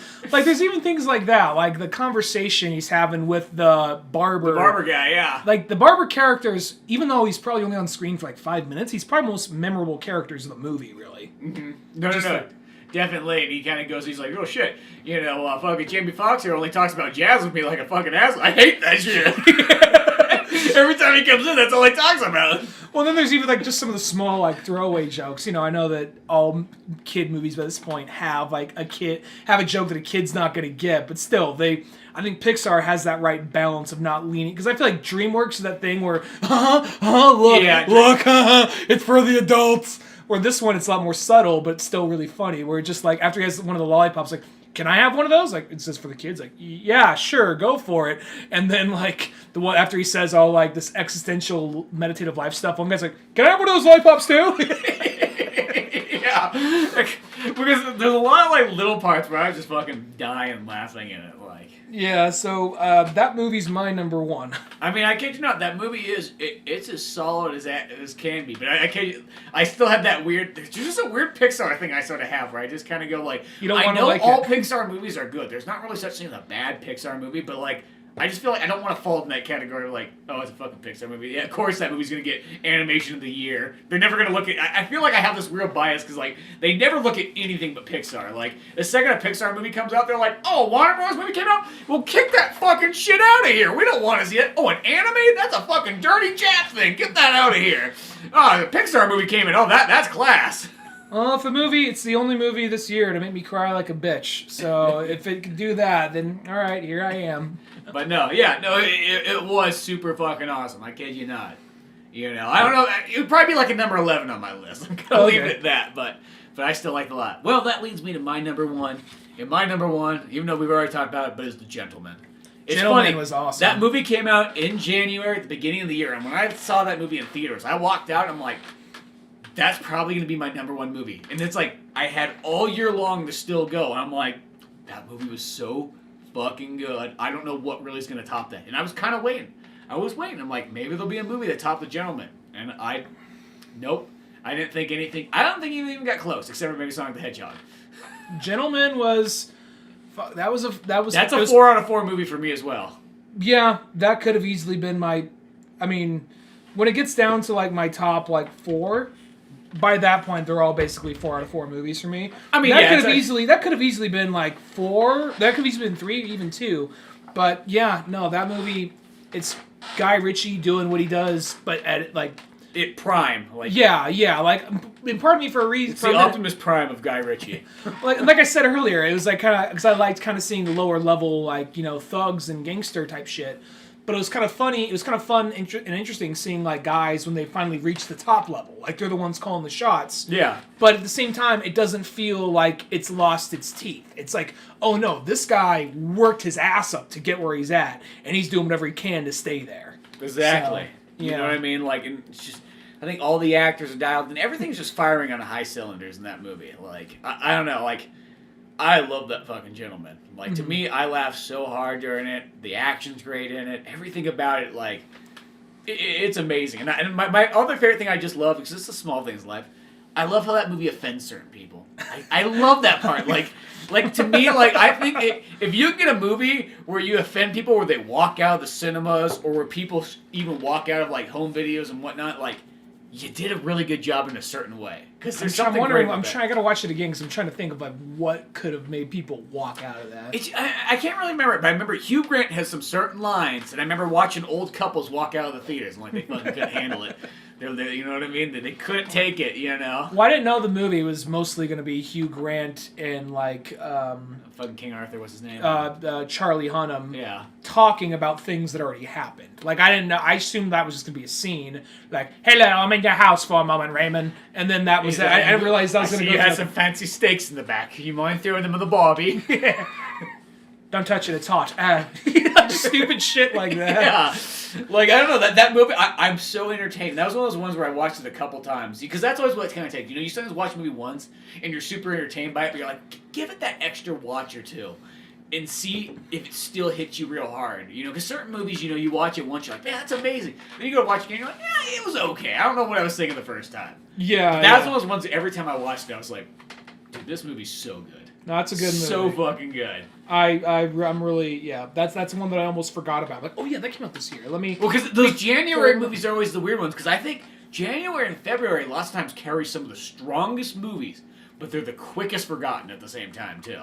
It happens that way sometimes, yeah. That movie was definitely one that I think, because I feel like people already kind of forgot about it. It was so, I almost forgot about it. Because it's once in most people's minds, it feels like it's been over a plus year since it's been out. In 20, I might want to go on a whole, fucking 2020. Yeah, fuck yeah. 2020. I hate when people say that, because you know what? But realistically, it's not as bad as people make it out to be. Well, I mean, we might not have been able to go to the theaters and do all the normal shit we did, but really, at the end of the day, a nuclear bomb wasn't fucking dropped. We aren't living in fucking Fallout. But I just don't want to add to the, like, 2020 jokes, but I'm going to say it made it feel like a long year. So I was like, oh, fuck, that was this year. That was pre-crisis. Yeah, pre-crisis. So. That and Bad Boys, like, that kind of happened before, like, the world fell apart. Well, because when I was thinking about, this sounds so weird, but the movie I'm going to think about for the rest of my life that normally would not be a movie that stood out this much, but is that Vin Diesel Bloodshot movie? Oh, yeah. That was the last movie I could see before everything fucking closed. So that movie, in my mind, it's like, it was decent. You know, it was a solid middle-of-the-road movie.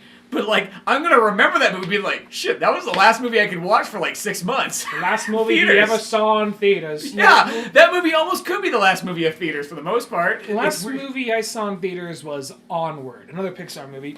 Which, that was good. That came out in theaters? I didn't think that made it in time. I thought that was... It was, like, right at the end. Okay, because maybe that was the week after Bloodshot. It was, like, week after or week before Bloodshot. Yeah. Actually, I think it may have been, like, I don't remember... I want to say it was the week after, because I probably would have maybe seen it if it was the week before. I remember, because my girlfriend and I, we kind of made a day of it. We went to go see that movie and it was like this cool little part in Oakland. We went to go see that movie, then went down the road and had a few beers, and I went to like this used bookstore, bought a bunch of old Superman and Batman books from the 80s, and then like the next day, like, get in the fucking house and stay there. Yeah. You know? So it was kind of like, at least we had one more nice day before, like, you know, all that shit. All I remember was just seeing Bloodshot like it was any other day. I'm like, shit, COVID's happening? I'm going to be in the movie theaters every fucking day now. And then I was like, oh, you took away the movie theater? And then that was the first thing I realized. I realized, like, oh shit, I don't go anywhere but the movie theaters. There's nowhere left for me to go. They took away everything else before that, so once you took away the movie theaters, like, shit, I'll just order everything offline and fucking hang out at home. Like, fuck you. That's all I like. But, was there any other movies that, like, you really want? I know you had some movies on there that you said you wanted to see that you didn't get around to. Yeah, I really wanted to see, I mean, I don't know how good it would have been. I'm just curious. Love and Monsters, which is the movie about, like, the kid traveling across the world, dystopian apocalypse, and monsters kind of rule everything. Like, that looked interesting to me. I don't know if it was any good, but it looked interesting. Yeah, that one sounded kind of interesting. One Night in Miami. See, this is the one you were telling me about that I was like, shit, this one sounded like a movie, like, super up my alley of, like, I don't know, like, even though maybe in my mind I'm building this up way cooler because what is it? It's Malcolm X hanging out with fucking, like... Sam Cooke, Jim Brown, and Muhammad Ali. Yeah, like, that right there just sounds so fucking awesome. And it's apparently something that happened, but it's more of a speculation. Like, they all just got together one night in Miami, we're all hanging out, and I guess the only people that were that know what happened were people in the room having the conversation, but it's more of just like a dramatization of, like, these four guys just bullshitting about whatever over some drinks. And it's a movie I did not know about until, like, 2 days ago. And I was like, how... I would have watched that fucking movie. Well, that to me sounds like, as long as it was done well, like, because it almost has that, if it had like that Tarantino vibe, like a Jackie Brown, where it's like, here's a hangout picture, I think it could have been done really well. Mm-hmm. But it's one of those ones, I don't know, like, I kind of, do I build this movie up in my mind, like, way cooler than it probably is?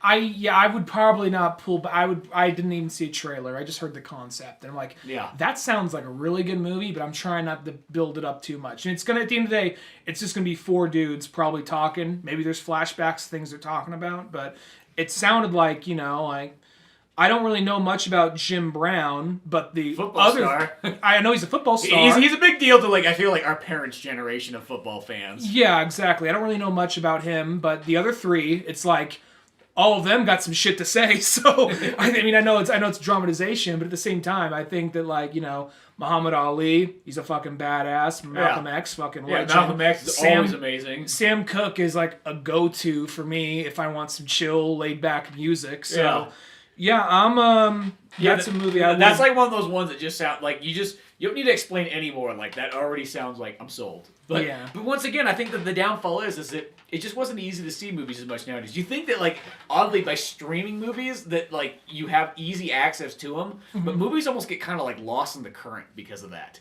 I feel like they just sort of disappear, and you just, you know, unless something you kind of run across it, like in like the Amazon rabbit hole of searching for things, you don't see it. Yeah.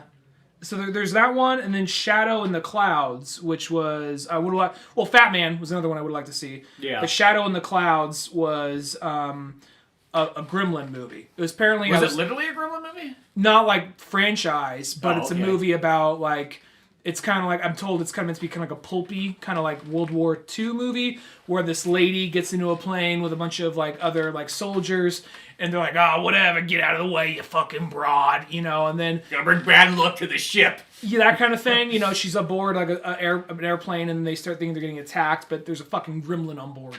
So, and it's... So it's going off the old school original Gremlin idea. It's rated R. It's in heavy metal. Yeah, I didn't see it, but yeah, it's original... Old school Gremlin, not franchise Gremlin, but Gremlin from lore and mythology and all that. Like, and the movie, the trailer made no, oh, is it a Gremlin? No, it's a fucking Gremlin. No, that's not that sounds pretty sweet too. But that's written for $20 right now, so it's like, all right, well, yeah, that's the thing. Is some of those movies, like, it's weird. It's like, if it was in theaters, I would spend much more money on it, but, like, you know, I don't know what it is. Like, a digital movie just doesn't have the same, like, bang, Oomph. like, Yeah. as, like, a Blu-ray or going to the cinema or whatnot. But, yeah. But whatever. That's okay. There's always more movies. It's amazing how you'll discover movies, like, 5 years from now. You'll be like, shit, that came out that year? Mm-hmm. What the hell? I mean, I know we've always mentioned before, but it's like The Hell or High Water that was, like, 2015. Oh, that would have been, like, my number one and number two that year. And that was not one of those movies that came out for, like, a week in theaters and then just disappeared. And it's funny how you forget about it. And then you watch it later in life, and you're like, dude, that movie was so fucking good. It is. But, I love that movie. But yeah, still, I think 2020 at the end of the day still had a solid roster of films. You know what I mean? I mean, granted, there's these many movies that we missed out on that the companies are kind of holding on to that will be 2021, maybe 2022. You never know what kind of where they're gonna hold them till. But so there was like a lot of the big movies, but maybe because some of those big movies were pulled back, you get to see some other ones. I don't know. I feel like there's always an upside. It's that kind of thing. You close the door, a fucking window opens or whatever, like that saying goes. You know, so. Yeah, I'm not gonna complain whatsoever. You know what I mean? Like, I'm not gonna be a fucking bitch. Still a lot of good movies came out. Yeah, I'm like, I still fucking enjoyed the hell out of so many things. But yeah, beyond all that good fun stuff, go to oldmanorange.com for more podcasts, comic books like Pizza Boys, animations like Drunk Batman, and all that good stuff. I'm Spencer Scott Holmes. And I'm Ryan Dunnigan. And we will see you some other time. Later, folks. Thanks again for listening to the Old Man Orange Podcast. Sure, check out oldmanorange.com for more podcasts, cartoons, music, animation, and a whole lot more. We also have the Old Man Orange blog going with all kinds of fun stuff. If you easily want to support the show, use one of our Amazon links either on the website or in the description of the podcast below. Rate, review, and subscribe to the show either on Podbean, iTunes, Spotify, YouTube, Newgrounds, or anywhere else that you seem to get this podcast from. Grab the sitcom-styled comic book Pizza Boys on either Comic Central, Comixology, or Amazon. Want more podcasts? Check out the Indie Comics Club over at Comic Central. I also got a workout website called Thor's Hidden Gym, filled with fitness tips and tricks, videos, and a whole lot more fun stuff in the calisthenics world. Talk to us on Twitter at Spencer S. Holmes and Dunnigan Ryan. Like our Facebook pages of Old Man Orange Productions and Pizza Boys Comic. Thanks again, we're out of here.